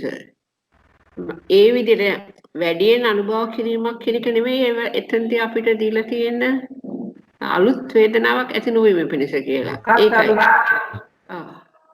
මොකක්ද අලුත් වේදනාව? ඒකට මම කිව්වේ දැන් අපිට මෙතෙක් කල මම ෆස්ට් ටයිම් මේ වැඩියෙන් අනුභව කිරීම පද වේදනාව කියන එක කියලා හැව්වේ. අපි මෙතෙක් කල පැරණි වේදනාවක් නැති පැරණි වේදනාවක් නැති කිරීම පිණිස අලුත් වේදනාවක් ඇති නොවීම පිණිසයි. ඔය විතර අලුත් වේදනාව කියන්නේ අපි ඉඳන් ඉන්නකොට කොන්ද කැක්කුම වෙන්න බෑ. වැඩි අනුභව කිරීම පුතන වේදනාව. ඔව් ආහාරයේ පදනම් වෙලා හොඳයි. ඔව් එහෙමත් වෙන්න පුළුවන් මංගල මහත්මයා දැන් ඔය ක්ලාන්ත වීම වගේ දේවල් තියෙනවාද ආහාර නැති වුනහම එතකොටත් ඒ වගේ වේදනා එනවනේ. ඒවා වෙන්නත් පුළුවන් ඇතිනේ ඔය ગેස්ට්‍රයිටිස් වගේ දේවල් තියෙනවනේ. ඔව් ඒ නිසාම දැන් මේක ඇත්තට මමත් කලින් ඉගෙනගෙන තිබුණේ නවංච වේදනා කියන කර වැඩියෙන් අනුභව කිරීමෙන් නෙමෙයි. මොකද මෙතන දැන් නේව මදාය මණ්ඩනාය විභූෂනාය ගිහිල්ලා වැඩියෙන් කියන එකට වඩා මම මේක වෙන පොතක ඉගෙනගෙන තිබුණේ අර දැන් තියෙන බඩගින්න නිසායි අපි කන්නේ. එතකොට මේ තියෙන බඩගින්න නැති කර ගැනීම නිසා. ඒතර තියෙන බඩගින්න කියන්නේ මේ දීන්ට මොහොතකට කලින් ඉඳලා දැන් පවතින බඩගින්න පුරාණංච වේදනා. ඊළඟට දැන් කෑම නිසා මොකද වෙන්නේ? තව සුළු වේලාවක් යනකම් මට නැවත කන්න ඕනේ නැහැ. බඩගින්න දැනෙන්නේ නැහැ මට. අන්න එතකොට අලුතෙන් මට බඩගින්නක් සුළු වේලාවක් යනකම් එන්නේ නැහැ කියන අදහස. හැබැයි මෙතන කියන්නේ අර වැඩිපුර කෑවොත් ඇති වෙන වේදනා නූපද වීමට. ඒකත් ඉතින් අර විදිහට සමෝදානිය තුල ඉතින් හිතන්නත් පුළුවන්. ඔව් එහෙමත් හිතන්න පුළුවන් නේ. ඔව්. ඒ කොයි හරි ඒක ඉතින් අපි සුබ පැත්තටම අරගන්නට ඕනේ. වැඩියෙන් කෑවත් අපිට දුක උපදිනවා. සතරීරියව පවත්වන්නට බැරි වෙනවා. ඒ ආදී දුක් ස්වභාවයන් නැති කර ගැනීම කියන සිහියෙන් ඉඳගෙන ආහාරය අනුභව කරන්න ඕනේ. හරි. හොඳයි. එහෙමනම් ඒ විදිහට එතන මේ මංගල මහත්මයා මේ ලෝකෝත්තර සිද්ගත් එක ගැන විස්තරයක් කරන්න පුළුවන්ද? ඒක පරාජික අට කතාවේ දීලා තියෙනවා ප්‍රාතිමෝක්ෂ සංවර සංගතෝ පිච්ච මග්ගඵල සම්පයුක්තමේව සීලං. අද ඒක තමයි මොකද්ද මේ සිංහල පාඨය දාලා නැහැ එතෙන්ටනේ. ඔව්. පරාජික අට කතාවේ කොහෙන්ද ඒක මම ගත්තේ? මං කතා චුට්ටක් බලන්න මට මතක නැහැ මං පාඨම මතක් වෙන්නේ නැහැ කොතෙන්ද ගත්තේ කියලා. ප්‍රාතිමෝක්ෂ සංවර සංගුත්තෝ පිච්ච හරි. ඒ කියන්නේ මේ ප්‍රාතිමෝක්ෂ සංවරයද මාර්ගඵල සම්ප්‍රයුක්ත වූ සීලයද කියන එක දෙකම අරන් තියෙනවා නේද? එහෙමද? ඔව් ඒ වගේ තමයි මටත් තේරෙන්නේ. ප්‍රාතිමෝක්ෂ සංවර සීලයද මග්ගඵල සංයුක්ත සම්ප්‍රයුක්ත සීලයද කියන අර්ථයනේ තියෙන්නේ එතන. මටත් හිතෙන්නේ ඒ වගේ තමයි. මම හිතර සිංහල පාඨය දාලා නැහැ. නෝට්ස් සීල දෙකක් දාලා තියෙනවා එතන. සීල දෙකක්. නෝට්ස් දාලා නැහැ මම. ඔව්. ලෞකික සීලය ලෝකෝත්තර සීලය දෙකම අරන් තියෙනවා. මෙතන මූල ටීකාවේ මේ මහග්ගත දෙක අයින් කරලා තියෙනවා. ඔව් ඇත්තට මහග්ගත දෙක දැන් උඩ ඔබතුමාගේ ලිස්ට් එකෙත් නෑ මහග්ගත ටික නේද? මහා කුසල මහා ක්‍රියානේ තියෙන්නේ. ඒතර මහග්ගත ටික අයින් කරලා තියෙනවා. සීල සම්පදාන ඔව්. ඒක තමයි හිතා ගන්න පොඩක් අමාරුයි මේ කොහොමද කියලා බලමු. ඒක තමයි ඔබතුමා කිව්වා වගේ මේ කොටසට සුත්තන්ත මාතිකා වලට දීලා තියෙන අපි දෙයාර්ථ අපිට වචනත් එක්ක එකපාරම ගලපන්නත් ටිකක් අපහසුතාවයක් තියෙනවා. ටිකක් හිතලා බලලා තමයි කරන්න වෙන්නේ නේද? ඔව්. මමත් මේක හදද්දී මමත් ගොඩක් ෆයිට් කළා ඔව් කියන්න. සමා වෙන්න. සීල විසුද්ධියට පස්සේ නේද චිත්ත විසුද්ධිය එන්නේ. එතකොට සීලය සහිත කෙනෙක් නේද චිත්තයට භාවනා කරන්නේ. ඔව් සීලේ එතකොට සාධක වෙන්න ලෝකෝත්තර ඕනේ. එතකොට ලෝකෝත්තර කොහොමද වෙන්නේ?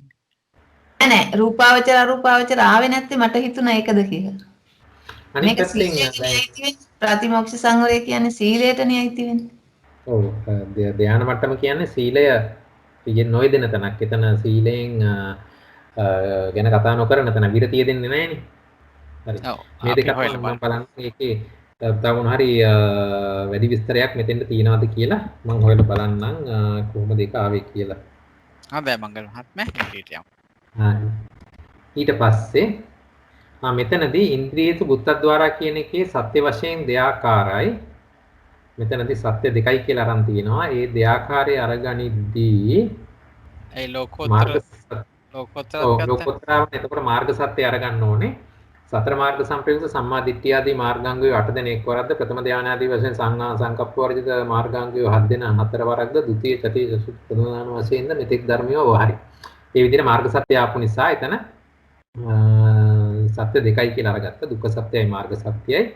ඒකම සත්‍ය විනිර්මුක්ත ධර්මත් මාර්ග චිත්තෝත්පාද 29 සහ ඵල චිත්තෝත්පාද 37 දක්වලා තියන්න ඕනේ. මේක ඉන්ද්‍රිය සුකුත්තද්වාරා කියන පදයට අනුරූපව දුක මුක්ත ධර්ම හැටියට ඒ අවස්ථාවන්හිදී උපදින ඒ මහා කුසල ඒ ආදි වශයෙන් සිත් ටික හැර එතකොට ඉතුරු සිත් ගණන් හදලා බලපුවාම ඉන්නේ 65යි. ඒ 65 තුල අකුසල ආදියක් තියෙන නිසා චෛතසික 52ම ගන්න පුළුවන්. රූප 28යි නිර්වාණය. එතකොට ඒ සිත් 65 ගණන් හැදුවේ කොහොමද මංගල මහත්තයා? මෙතන 16යි 8යි. එතකොට 27යි. මේ ඒ කියන්නේ ඉන්ද්‍රිය සංවරය කියන්නේ මේ මහා කුසල මහා ක්‍රියාසිත ඇතිවන හැම අවස්ථාවකම ඉන්ද්‍රියන්ගේ පියුදර තියෙන බව තියෙනව නේද එහෙම? ඔව්නේ නැත්තම් අකුසල වෙනවනේ. ඒක තමයි. එතන එතකොට අර අපිට අර මෝහ සිද්දකේ යෙදුන්නේ නැහැ නේද? ඒ වෙන තැනකද අපි කතා කරන්නේ? අර මෝහ සිද්දකේ යෙදුන්නේ නැත්නම් ආවෙත් මෙතනමද? ඒ අගුත්තද්වාර කියන තැන නේද? ඔව් එතන අගුත්තද්වාරේ. හරි ඉස්සරහට යන්න. හොඳයි ඉස්සරහ. එතකොට 65 ආවේ සිත් 65ක් ගත්තා අපිනේ. ඔව් 65 ආවේ 16යි 24ක් අඩු වුණා නේද 89. 16ට 24ක් ඔව්. හරි 16ට 24යි. හරි. හරි. ඊළඟ පද යුගලය මුට්ට සච්ඡංච අසම්පජඤ්ඤංච කියලා එන්නේ. සිහිමුලා ඇති බවත් සම්‍යක් ප්‍රඥා සිහිමුලා ඇති බවද සම්‍යක් ප්‍රඥා නැති බවද කියන එක. සිහිමුලා බව නම් වූ මුට්ටස්සති ධර්මයක් ඇත්තේය. එහෙම නැත්නම් කෙටින් කිව්වොත් සිහිමුලා බව කියන එක තමයි මුට්ට සච්ඡංච. අසම්පජඤ්ඤංච කියලා කියන්නේ සම්‍යක් ප්‍රඥා නැති බව සාත්තක සත්ප්‍රාය ගෝචර අසම්මෝහ කියන සතර සම්‍යක් ප්‍රඥාවෙන් තොර වූ ස්වභාවය දෙවෙනි පදයෙන් හැඳින්වුවා. නුවණින් මෙනෙහි නොකරන බව කියලා එතන අර්ථ දක්වලා දුන්නා. ඒක නිකේප කාණ්ඩයේ කියොත් යා අසති අනුස්සති අපටිසති අසති අසරණතා අසාධාරණතා පිලාපනතා මේ විදිහට ඒක දක්වනවා යම් අසතියේ අනුස්මෘති රහිත භවෙක් ප්‍රතිස්මෘති රහිත භවෙක් අසතියේ සිහි නොකරන භවෙක් නොදරන භවෙක් අරමුණෙහි ඉල්පෙන භවෙක් නට සිහි ඇති භවෙක් මේ මුලා සිහි ඇති භවයි කියනු ලැබේ. ඔව් මෙතන එක පොතක මේකට ලස්සනට උදාහරණයක් දීලා තිබුණා. මේ සිහිය නැති පුද්ගලයා කියන්නේ මුට්ට සත්‍යං කියන පුද්ගලයා අසතිය පුද්ගලයා බත් සැඟවූ කපුටෙකු මෙන්ද මස් කිවතු දැමූ සිවලෙකු මෙන්ද වෙයි කියලා. ඒ කියන්නේ බත් සැඟවූ කපුටා ඌට ආයේ මතක නැල්ලු එක කොහෙද හැංගුවේ කියලා ඉතින් ඒක එහෙමම ඉවරයි. අර ඒ වගේ මුට්ට සති කියලා කියනකොට සිහිය හැම වෙලාවකම නෑ. දැන් සිහිය කියන එකේ වැදගත්කම මෙතෙන් පේනවා. අපිට සිහිය කියන එක මොකද සිහිය කියන එක අනිවාර්යයෙන්ම සෝබන සාධාරණ චෛතසිකයක්මයි. කිසිම වෙලාවක අකුසල සිතක යෙදෙන්නෙත් නෑ. අපි මිච්ඡා සති කියලා කතා කළාට මිච්ඡා සති කියලා පරමාර්ථ ධර්මයක් නෑ. ඒක අර වෝහාරික වශයෙන් අපි භාවිතා කරන ඒ මං හිතන්නේ චිත්තෝත්පාදයට පොදුවේ කතා කරන ස්වභාවයක්. එතකොට සිහිය කියන එක තියෙනවා නම් තමයි අපිට අකුසලයේ හඳුනා ගන්න පුළුවන් වෙන්නේ. එහෙම වුණොත් තමයි කුසලයේ පැත්තට ඉන්න විරිය උපදවා ගන්න පුළුවන් වෙන්නේ. එතකොට මෙතනදී මුට්ට සත්‍යං නම් එතකොට ඉතින් අසිහියෙන් නම් එතන අකුසලයේම සිද්ධ වෙනවා. මුලා සිහිය ඇති බව කියන ධර්මය මෙතනදී ඉස්මතු කරලා පෙන්නනවා.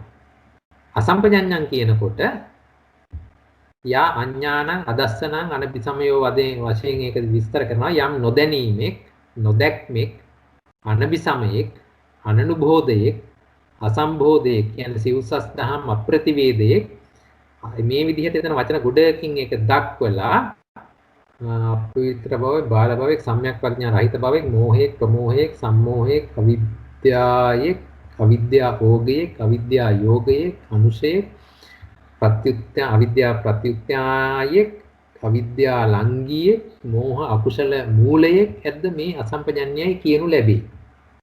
තනිකරම මෝහය මූලික කරගෙන අදාළ සියලුම වචන ඉදිරිපත් කරගෙන අසම්පජඤ්ඤ කියන එක විස්තර කරලා දෙනවා.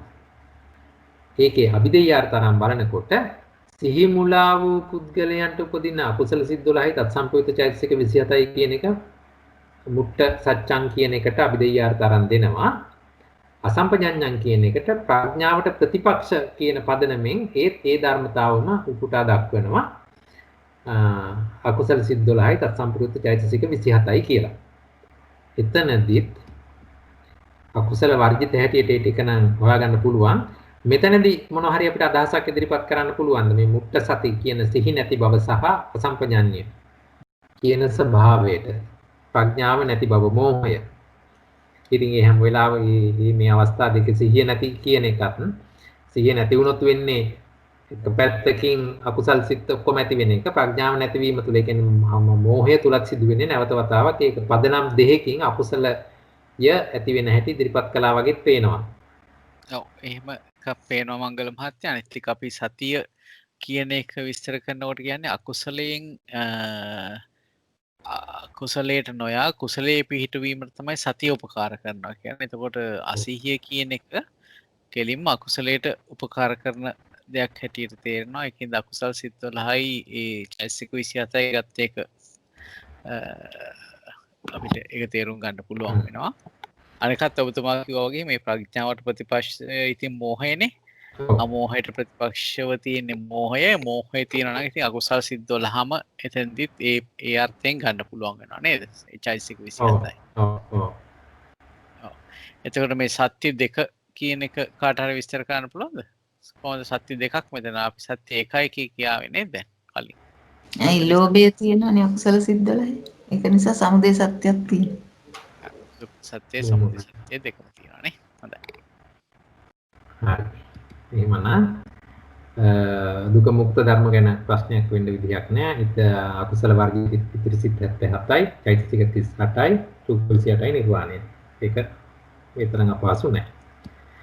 හොඳයි. ඊට පස්සේ අපි 30 වෙනි මොකක්ද ප්‍රශ්න? ඇත්තටම සති කියන එකට විරුද්ධ ධර්මතාවය වෙන්නේ ප්‍රමාදය නේද? ප්‍රමාද කියන එක නේද? මොකද මම ප්‍රමාද කියන එකද සති කියන එක නෑ ඒ සිංහලෙන් ගියොත් නේද? නෑ ඒක මං හිතන්නේ මේ සති කියන එක පෙන්ලා තිනවා විභංගේ නේද? විභංගේද පෙන්ලා තින්නේ එක. නෑ මේකේ පටිසම්භිදා මං කියන්නේ.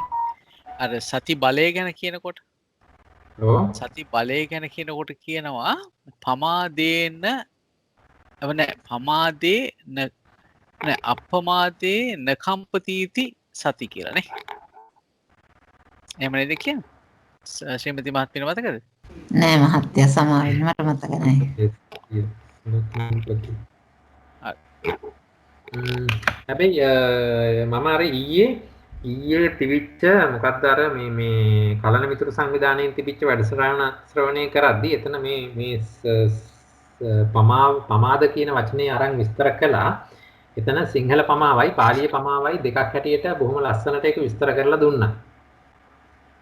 ඉතින් එතන අප්‍රමාදේන සම්පාදේත කියන එක එතන අප්‍රමාද කියන එක සැලකුවේ මේ පරක්කු වෙලා කියන එක හැටියට නෙමෙයි සතිය කියන එක සඳහා සතිය පිහිටවන්න කියන එකයි අවධාරණය කරලා පෙන්නුවේ. ඒක ඒ මොකක්ද ඒකට නම් කිව්වේ ජනපද නිරුක්තිය බැහැර කරන්න කියලා. ඔව් ඒක තමයි මම හිතන්නේ පටිසම්භිදා මග්ගෙත් ඒකම තමයි දෙන තේරුම තියෙන්නේ. පමාදේ නකම්පතිති සති කියලා. සතිය කියන්නේ යෝනිසෝ මනසිකාරය කියලා නේද? අසිත කියන්නේ අයෝනිසෝ මනසිකාරය. එහෙම නේද?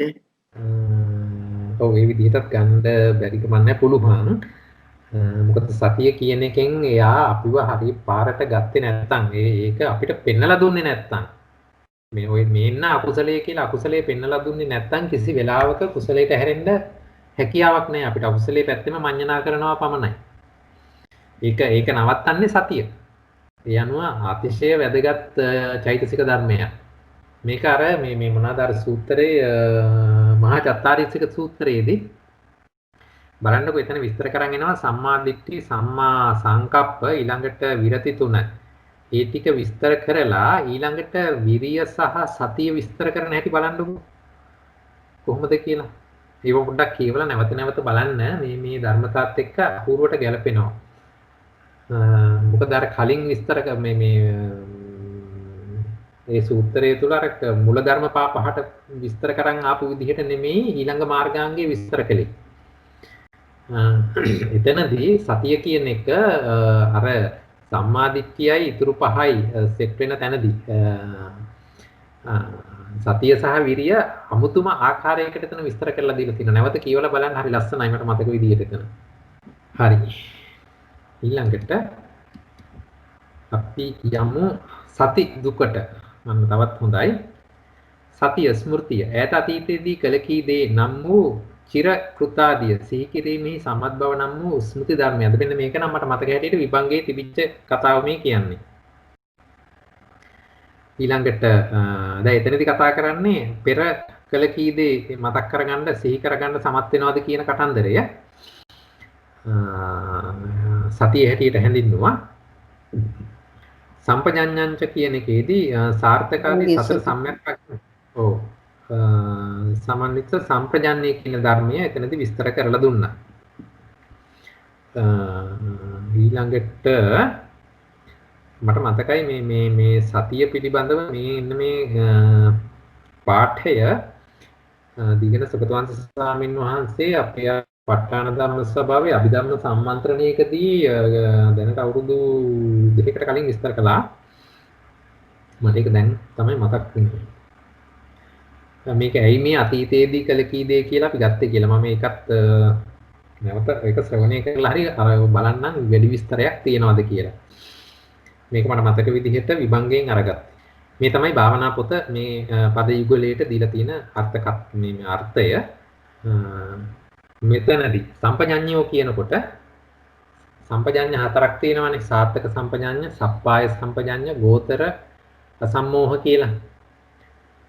සාත්තක කියලා කිව්වොත් මෙය අර්ථය පිණිස පවතීද කියලා කල්පනා. අපි දැන් යමක් කරනවා නම් ඒ කිරීමට කලින් ටක් ගාලා බලන්න ඕනේ මේ ක්‍රියාව අර්ථය පිණිස පවතිනවද, මොකක් හරි මේකෙන් වැඩක් තියෙනවද.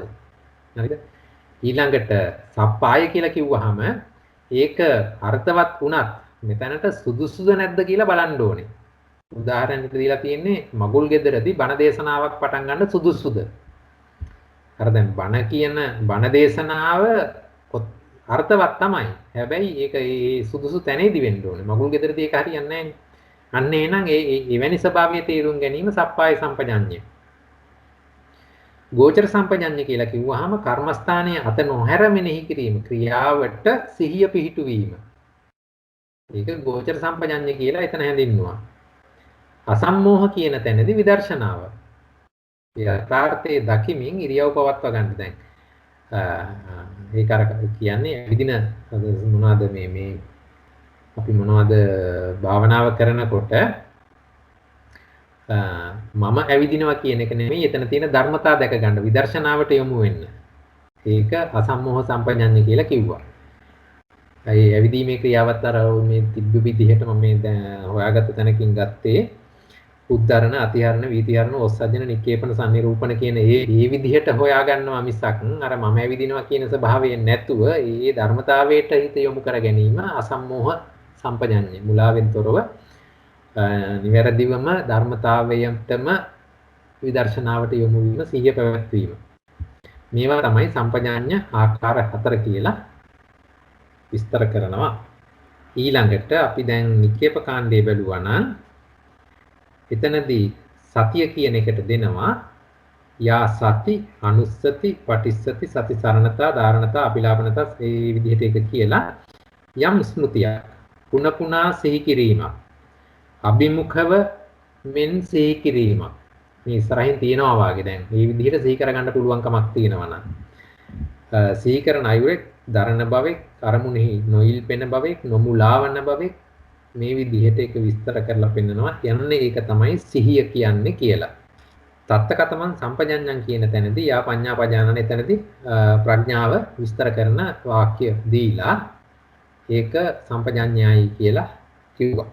මේ ධර්මතා දෙක ගැන මට මේ සතිය ගැන මීට එහා කතා කරගන්න මටත් විභංගේ බලන්නත් බැරි වුණා. දැන් තමයි මතක් වුණේ මේක අර මේ එක තැනකදී උන්ට විස්තර වෙලා තිබුණයි කියලා. දැන් ඔයගොල්ලෝ මේ කට්ටිය අතරේ ඉන්න අයගේ මොන හරි මතකයක් තියෙනවා නම් මේවට අර්ථකථන ඉදිරිපත් කරන්න බලන්න විභාග වලට එහෙම ලෑස්ති වෙන අය මේ විභංගයෙන් මේක ඉදිරිපත් කරගන්න පුළුවන් නම් මේ සාකච්ඡාව ගොඩක් සාර්ථක වෙයි. මතක නැද්ද? ඔව් හොයාගන්න කියන අනිත් තැන තමයි මේ මංගල මහත්තයා මේ පරිසම්පදා මංගේ එහෙන්නේ සති බලය ගැන කියන තැන. සති බලය ගැන කියනකොට සද්ධා බලං, විරිය බලං, සති බලං කියලා ඔය විදිහේ බල තියෙනවනේ. එතන තමයි ඔය අප්‍රමාදය ගැන කියන්නේ. දන්න කාට හරි වෙලා බලන්න. ඔව් අර ඉන්ද්‍රිය ධර්ම බල ධර්ම වෙන්නේ අකම්පණය වෙන ගතිය නිසානේ නේද? ඒකයි. මේ සතිය ඔක්කොම ඉන්ද්‍රිය ධර්ම බල ධර්ම වෙන්නේ අසද්ධාව බලය වෙන්නේ ශ්‍රද්ධාව අසද්ධාව හම්තරේ අකම්පණය. ඒ වගේ තමයි අසතිය හැමේ අකම්පණය වීම ගතිය. ඒක තමයි බලය වෙන්නේ. සමාධියේ නකම්පතිති සති බලක් කියන්නේ.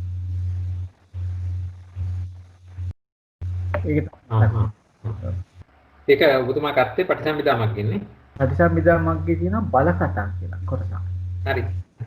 ඒක තමයි කොටස තියෙන්නේ. මේ වගේ තමයි අපි තව ටිකක් අවශ්‍යලා බලමුකෝ මොනවාද තව ටිකක් හොයාගන්න පුළුවන්ද කියලා. එතකොට සතිය සහ සම්පජඤ්ඤය මෙතනදී අරගත්තා. එහෙමනම් එතනදී අවිදේයාර්ථ ලේසි සතිය කිව්වම සති චෛතසිකය, සම්පජඤ්ඤය කිව්වම ප්‍රඥා චෛතසිකය. සති චෛතසිකය කිව්වොත් සෝබන සාධාරණ චෛතසිකය, ප්‍රඥා චෛතසිකය කිව්වොත් සෝබන චෛතසිකය. එතකොට මෙතන ධර්මතා දෙකයි ඒ වගේම සත්‍යයක් දෙකක් හැටියට අරගත්තා. චාතුර්භූමික ලෞකික ලෝකෝත්තර ධර්මයෝ කියන ලදී කියලා අත්සාලනිය මේකේ දක්වලා තියෙනවා. චාතුර්භූමික වුණොත් සත්‍ය සමුදය සත්‍ය ප්‍රඥා චෛතසික විතරනේ අරන් තියෙන්නේ. හරි රයිට් ඕකේ. හරි එතන ගැටලුවක් නෑ නේද? මොකේද අපිට තාම මේ ආවේ නෑ නේද එතනට. මේ අවිදේයාර්ථවල. එතකොට අවිදේයාර්ථයට මෙතන තියෙන සති සහ ප්‍රඥා චෛතසික දෙක පද දෙකට විචරයි. ස්කන්ධ දෙකයි ආයතන එකයි ධාතු එකයි සත්‍ය දෙකයි. මෙතන සත්‍ය දෙකයි කියලා අරගත්තේ අත්සාලනිය මේකට විස්තර කරලා දෙනවා. චාතුර්භූමික ලෞකික ලෝකෝත්තර ධර්මයෝ තියෙනවයි කියලා. හරිනේ. ඒ කියන්නේ ලෝකෝත්තර සිත්තේ යෙදෙනකොට සම්මා සතිය හැටියට ගන්න වෙනවා ඒක. අන්න හරි. ඒකත් එහෙම දැන් ප්‍රඥාව වුණත් එහෙමයිනේ. ඔව් ප්‍රඥාව වුණත් එහෙමයි. ප්‍රඥාව වුණත් සාමාන්‍ය සිතකේ යෙදෙනකොට සාමාන්‍ය කුසල සිතකේ යෙදෙනකොට මට මතක විදිහට අත්සාලනිය විතරයි කියලා තිබුණේ මේ භාවනා පොතේ එහෙම දීලා තිබුණේ නෑ වගේ මට මතක. භාවනා පොතේ සත්‍ය එකක් හැටියට වගේ තිබ්බේ. සත්‍යදී ඒ කතා කරනම නැහැ සත්‍ය ගැන ඒවා මේ අපිට හදාක ස්වරූප උදුරනු කියලා දාලා තියෙනවා මිසක් දීලා නැහැ. අර අතුසාලනී අරක දැක්ක නිසා තමයි මම ඒක ඒ විදිහට ගැලපුවේ. මතක් වෙනත් එක්ක පුළුවන් ද කාට හරි කියන්න මොනවද මේ ස්කන්ධය මොකද්ද ආයතනය මොකද්ද ධාතුව මොකද්ද සත්‍ය දෙක මොකද්ද කියලා කියන්න පුළුවන්. ස්කන්ධ කියන්නේ සංස්කාර ස්කන්ධය. ආයතන කියන්නේ ධම්මායතනය, ධම්ම ධාතුව, දුක්ඛ සත්‍යයි මාර්ග සත්‍යයි. හරි නේද? හරි. හොඳයි. හරි. ඒතකොට මෙතනදී දුක මුක්ත ධර්ම වල චෛතසික වලදී විතරක් චෛතසික 50යි කියලා ගත්තා. අනිත් ධර්ම ටික එහෙමම එනවා. සිත් 89යි චෛතසික 50යි රූප 28යි නිර්වාණයයි කියලා. හරි. ඊට පස්සේ 31 වෙනි පද යුගලේ පටිසංඛාන දුකය කියන එක අපි අරගන්නේ. පටිසංඛාන ප්‍රත්‍යවේක්ෂා බලය. පටිසංඛානංච බලංච. අපිට මේ පේජ් එක තමයි පළවෙනි පදේ. පිට දැන් හරි. මොකක්ද ස්ලෝ එකක් තියෙනව නේද? ඔව් ඒ වගේ. හරි. මෙතන පද දෙක ඉන්නේ පටිසංඛාන බලංච කියන පළවෙනි පදයත් භාවනා බලංච කියන දෙවෙනි පදයත්. ඒ කියන්නේ ප්‍රත්‍යවේක්ෂා බලයයි භාවනා බලයයි තමයි මෙතනදී සාකච්ඡා කරන්නේ. ප්‍රත්‍යවේක්ෂා කිරීම වශයෙන් නොසැලෙන බලවත් බවට පත් වූ ප්‍රඥාව පටිසංඛාන බල කියලා හඳුන්වලා දීලා තියෙනවා භාවනා පොතේ. ඒ කියන්නේ ප්‍රත්‍යවේක්ෂාවෙහි නොසැලෙන බව. මේක බල ධර්මයක් විදිහට යන්නේ පටිසංඛාන බලංච බල ධර්මයක් විදිහට. ඒතකොට බල ධර්මයක් විදිහට වෙනකොට එහි ප්‍රතිපක්ෂ ධර්ම වලින් නොසැලෙන බව වෙන්න ඕනේ. හරිද? ඒක ඉන්ද්‍රිය අභිභවා කියන එකක්නේ බලය කියන්නේ. ඊළඟට භාවනා බලංච කියන තැනදී නුවණත් වීරියත් පෙරටු කොටගෙන සප්ත බොජ්ජංග වැඩිීමේදී ලැබෙනා වූ නොසැලෙන සුළු භාවනා බල නම් වූ ධර්මයක්ද ඇත්තේ කියලා එක විස්තර කරන්නේ. එතනදී තවත් එක විස්තර කරලා දෙනවා වීරිය පෙරටු කොට සප්ත බොජ්ජංග වඩන්නාගේ බලය කියලා. එහෙමනම් ඒ විදිහට අරගන්නකොට ඒක නික්කේප කාණ්ඩයේ විස්තර කරලා දෙනවා පටිසංඛාන බලය කියන්නේ ප්‍රත්‍යවේක්ෂා කිරීමේ ප්‍රඥාව අරගන්නකොට ඒ ප්‍රඥාවම පොදුවේ විස්තර කරලා දෙනවා දීලා අන්තිමට කියනවා ඒක ප්‍රත්‍යවේක්ෂා බල කියලා. එතකොට ඒක පොදු අර්ථයේ ප්‍රඥාව කියන වචන ටිකින්ම ආවට ඒක බල ධර්මයක් විදිහට දියුණු වූ ස්වභාවයේ පවතින අවස්ථාව වෙන්න ඕන මෙතනදී කතා කරලා තියෙන්නේ. නැත්නම් මේක ප්‍රත්‍යවේක්ෂා බලයයි කියලා අන්තිමට කියන්න හැකියාවක් නැහැ. ඒ වගේම භාවනා බලංච කියනකොට යා කුසලානං ධම්මාන ආසේවනා භාවනා බහුලී කම්මා ඉදං උච්චති භාවනා බලං සප්තපි බොජ්ජංගා භාවනා බලං. එතනම් මෙතනදී කතා කරන්නේ බොජ්ජංග තත්ත්වයට දියුණු වෙච්ච ස්වභාවය. සප්තපි බොජ්ජංගා භාවනා බලං. මේක අංගුත්තර නිකායේ ගොඩක් විස්තර කරනවා. ඒකේ පටිසංඛාන බලය කියන ප්‍රත්‍යවේක්ෂා බලය කියන්නේ මම කියවන්නද? අනේ කියවන්න. කාය දුස්සරතේ ලාමක විපාකේ වනායි ඒතාත්මේ පරලොවද වේ. වාක් දුස්සරිතේ ඒ විදියයි මනෝ දුස්සරිතේ ඒ විදියම කියලා. ඒක තමයි පටිසංඛාන බලය කියන්නේ. එතකොට භාවනා බලය කියන්නේ මේ බල දෙක අතරින් භාවනා වල කියන අරහත් අතරින් පෙර සෝවාන් ආදී මාර්ගයේ හැසිරෙන සප්ත විශේෂයන් සම්බන්ධ ඥාන බලයයි. එතකොට ඒ සේකයන් බලය නිසා රාගය මාර්ගයෙන් දුරු කරයි, ද්වේෂය දුරු කරයි, මෝහය දුරු කරයි, රාගය දුරුකොට, ද්වේෂය දුරුකොට, මෝහය දුරුකොට යමක් අකුසල වේදේ නුකරයි.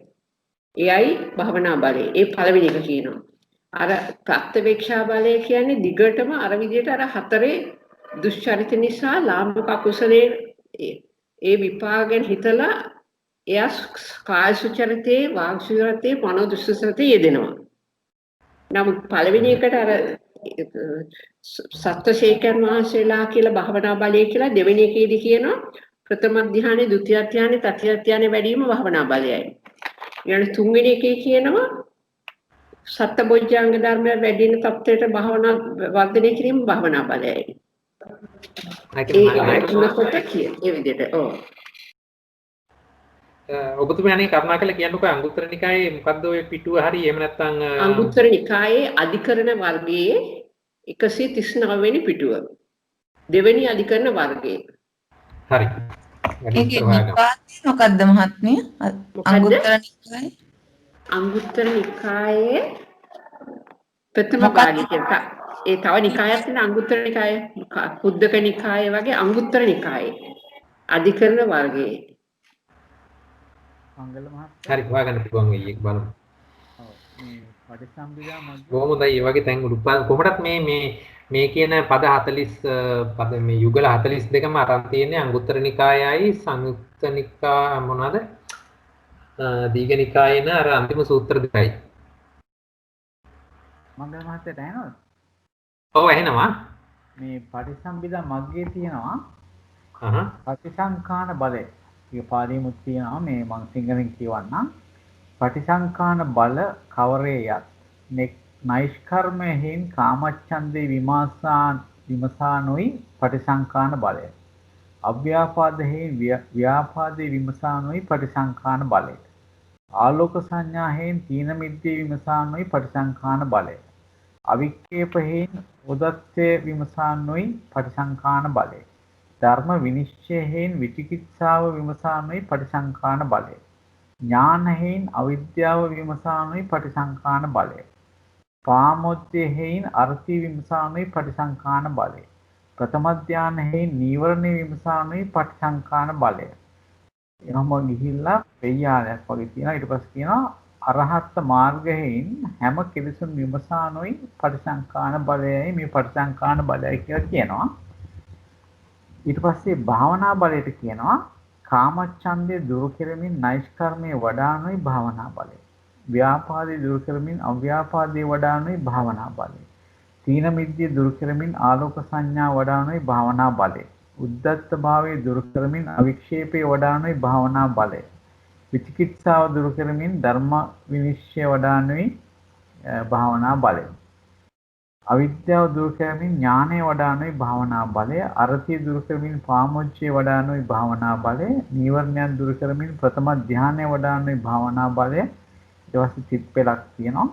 ඒ මම හිතන්නේ ဒုတိ ය ධානය හැමත් වෙනවා ඇති. හැම කෙලෙසුන් දුරු කරමින් අරහත් මාර්ගයේ වඩානොයි භාවනා බලය. මේ භාවනා බලයයි. ඒක තියෙන්නේ පටිසම්භිදා මහත්මයා. ඔව්. එතනදී අපි අර මේ දෙපැත්තටම ගැලපෙන තනි වචනයක් අරගෙන ඒ එක වචනේ අපිට ගත්තොත් විචිකිච්ඡාව කියන එක ඒ එතනදී කොහොමද පද දෙකට එක ගැලපෙයි කියලා එකක් විතරක් අරන් පොඩ්ඩක් කන්නේ විස්තර කරන්න. එතනදී දෙකේමද? දෙකටම පොදු වචනයක් අරගෙන එතනදී කොහොමද පද දෙකට අර්ථාවි කියන්නේ? ඔව් මේකෙදි කියනවා පටිසංඛාන බලය කියන පටන් ගන්නේ නෛෂ්කර්මයෙන් කාමච්ඡන්දේ විමසානොයි පටිසංඛාන බලය. විමසානෝ කියන්නේ ඇත්තටම මේකේ පාලියෙන් තියෙන්නේ නෙක්ඛම්මේන කාමච්ඡන්දම් පටිසංඛාතීති පටිසංඛාන බල. පටිසංඛා කියලා කියන්නේ නුවණින් විමසනවා කියන එකනේ. එතකොට ඒක එහෙම කියලා තියෙනවා. නෙක්ඛම් තමයි කාමච්ඡන්දේ විරුද්ධ වචනේ. විරුද්ධ අර්ථය නෙක්ඛම්මයේ හේයින් කාමච්ඡන්දේ විමසාමේ පටිසංඛා බලය. එතකොට භාවනා බලය තියෙනවා කාමච්ඡන්දේ දුරු කෙරෙමින් නෙක්ඛම්මයේ වඩානොයි භාවනා බලය. ඒකම දෙපැත්තට කියලා.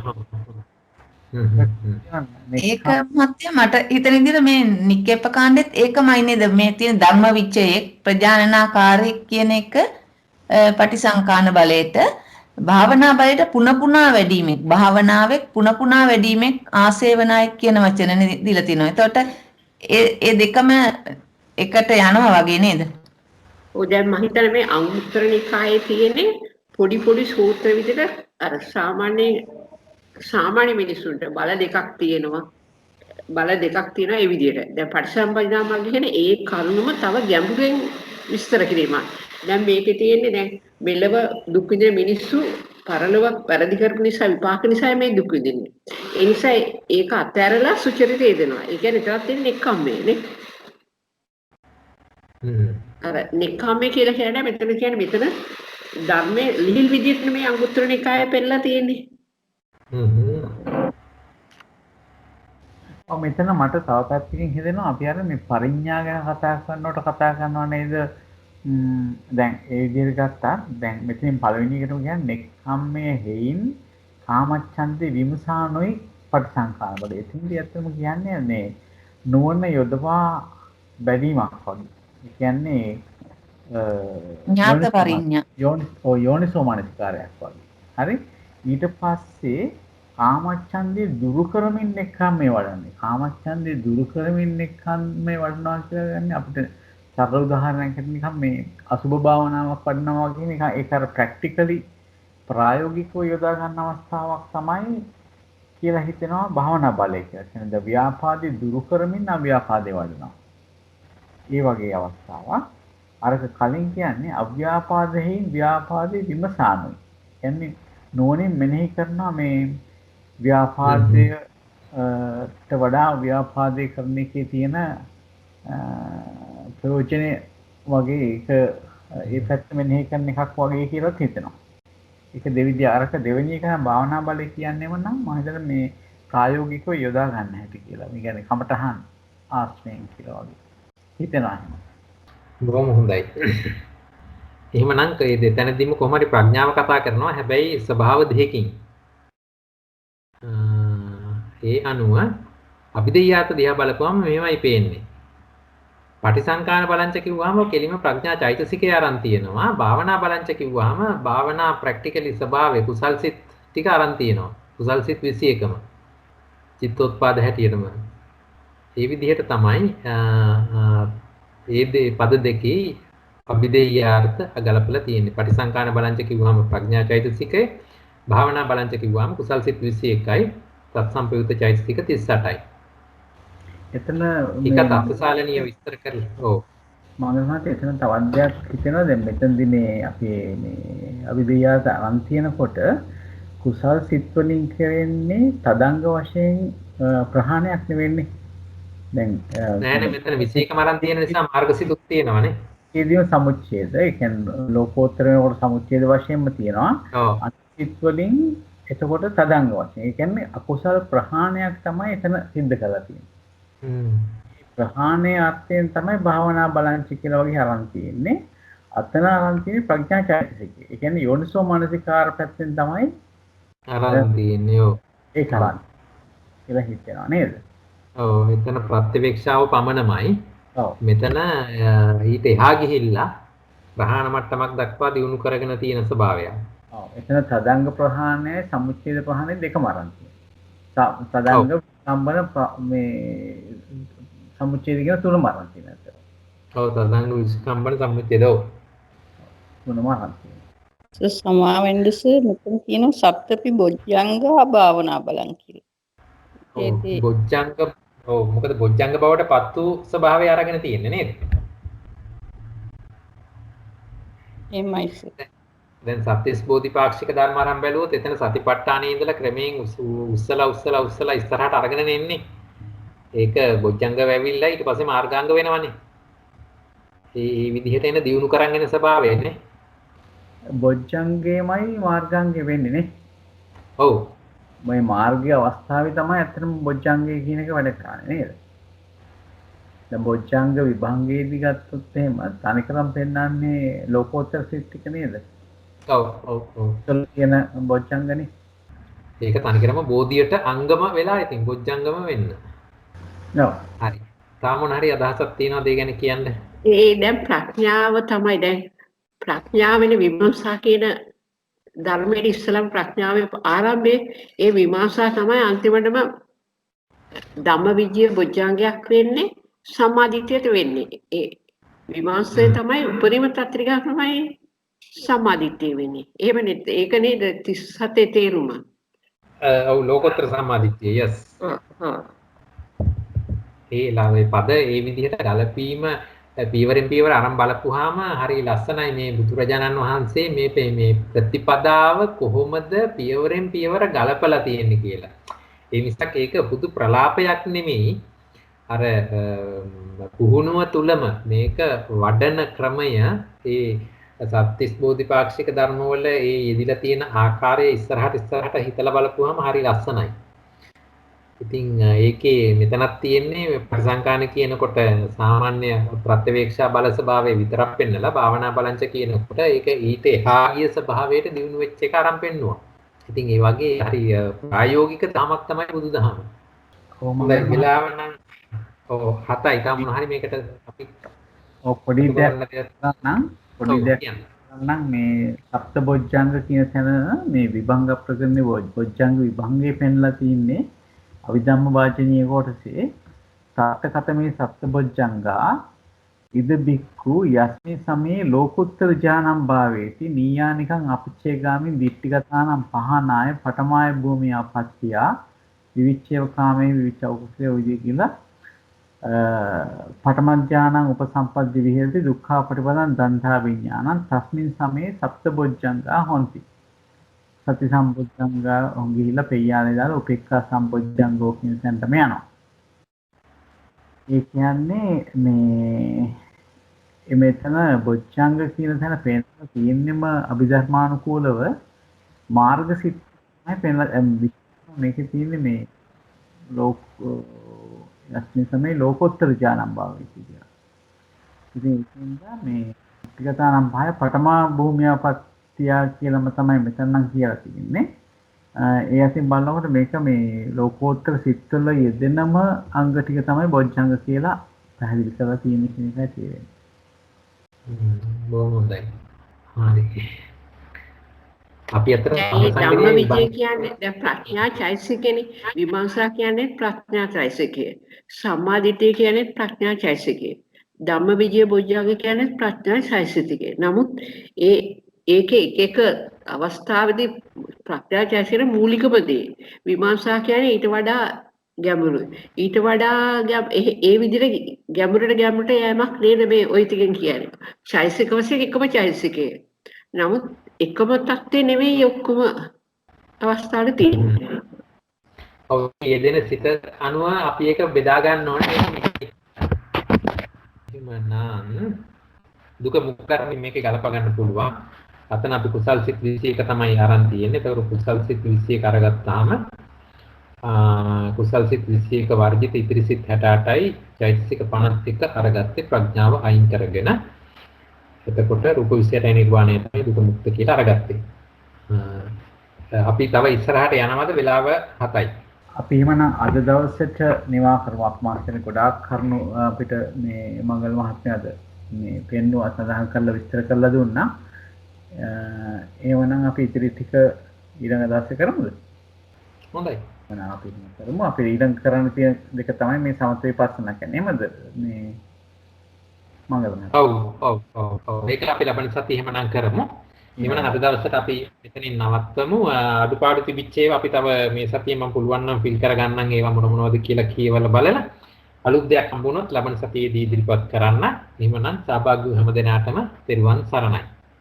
හොඳයි. එහෙනම් අපි අද දවසේ වැඩසටහන නිමා කරන්න කාට හරි යමු වෙලා දෙවියන්ට පින් දීලා අද වැඩසටහන නිමා කරමු. කාට හරි පුළුවන් ඉදිරිපත් වෙන්න එකට.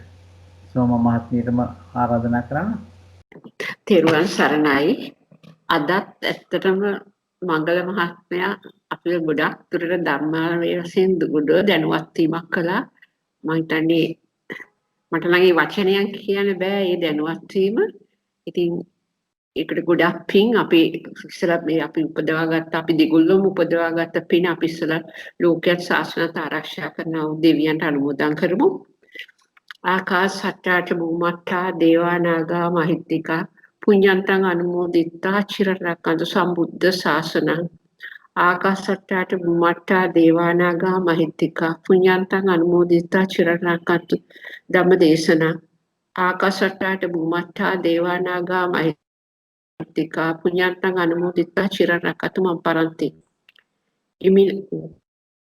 ඉදම්මේ ඥාතිනං හෝතු සුඛිතා හොන්තු ඥාතයෝ ඉදම්මේ ඥාතිනං හෝතු සුඛිතා හොන්තු ඥාතයෝ ඉදම් වූ ඥාතිනං හෝතු සුඛිතා හොන්තු ඥාතයෝ කායේන වාචා චිත්තේන පමාදේන මයාකතං අච්ඡං කම්මේ බන්පුරි පඤ්ඤ තථාගත කායේන වාචා චිත්තේන පමාදේන මයාකතං අච්ඡං කම්මේ ධම්ම සම්දිට්ඨිකා කාලික කායේන වාචා චිත්තේන පමාදේන මයාකතං අච්ඡං කම්මේ සංඝ සුපටිපන්න අනුත්තර ඉමාය ධම්මානු ධම්ම ප්‍රතිපත්තිය බුද්ධ පූජේමි ඉමාය ධම්මානු ධම්ම ප්‍රතිපත්තිය ධම්මං පූජේමි ඉමාය ධම්මානු ධම්මපටිපත්තිය සංඝම් පූජ්‍යේමි. අජ්ජා ඉමාය පටිපත්තිය ජාති ජරා මරණං මා පරිමිස්සාමි. ඉදම් මේ පුඤ්ඤ කම්මං ආසවක්ඛ්‍යා වහං හෝතු. සබ්බ දුක්ඛා පමුච්ඡතු. සාදු සාදු සාදු. අද මේ ධම්සභා මණ්ඩලයට පැමිණි මංගල මහත්මයා අපිව ගොඩ ලොකු දැනුවත් කිරීමට එක්කන් ගියා. ඒ වගේම අපි සියලු දෙනාම මේ පැය එකහමාරක් වගේ ආසන්න දෙකකට ආසන්න කාලයක් තුළදී ධර්මයේම ඉඳලා ලොකු කුසලයක් අත්කරත. ඒ සියලුම කුසල දේශනා කර වශයෙන් ගත්ත කුසලත් අපි ශ්‍රවණය කිරීමෙන් ලගත් සියලුම කුසල අපි මංගල මහත්මයට අනුමෝදන් කරනවා. මංගල මහත්මයාගේ භවගාමී ජීවිතේම ප්‍රඥා පාරමිතාව ඇතු සියලුම පාරමිතා සම්පූර්ණ කිරීමටම එකසේ ඉවහල් වේවා කියලා මම ඉතසිතින් ප්‍රාර්ථනා කරනවා. ඒ වගේම මංගල මහත්මයාගේ පවුල් සියලු දෙනාට ඒ ධර්මයේ කියලා දුන්නු ආචාර්ය සියලුම පින් ස්වාමීන් වහන්සේලාත් පින්වතුන්ට ඒ සියලු දෙනාටම මේ කුසල රැස් කරන තාක්කල් ඒ සියලු දෙනාටත් ඒ කුසල අනුමෝදන් වෙනවා. ඒ වගේම මෙවැනි ධම්සභා මණ්ඩලයක් සකස් කරපු ගුරුණු මහත්මයාටත් මේ සංවිධානය කටයුතු කරන ජයන්ත රත්නායක මහත්මයාටත් ලක්ෂ්මී මහත්මියටත් ශ්‍රීමති මහත්මයාට මේ හැම දෙයකම සහාය කරතුනේ සියලු දෙනාට ඒ වගේම මේ ධම්සභා මණ්ඩලයට ඇසෙන අපි සියලු දෙනාට මේ අපේ භවගාමී ජීවිතයට මේ සසර ඕගෙන් දුරුවෙන් උදේ තරණය කරන්න එකසේ උපකාර වේවා කියලා ප්‍රාර්ථනා කරමින් මම නිහඬ වෙනවා. තෙරුවන් සරණයි. සාදු සාදු. තෙරුවන් සරණයි හැම දිනකටම.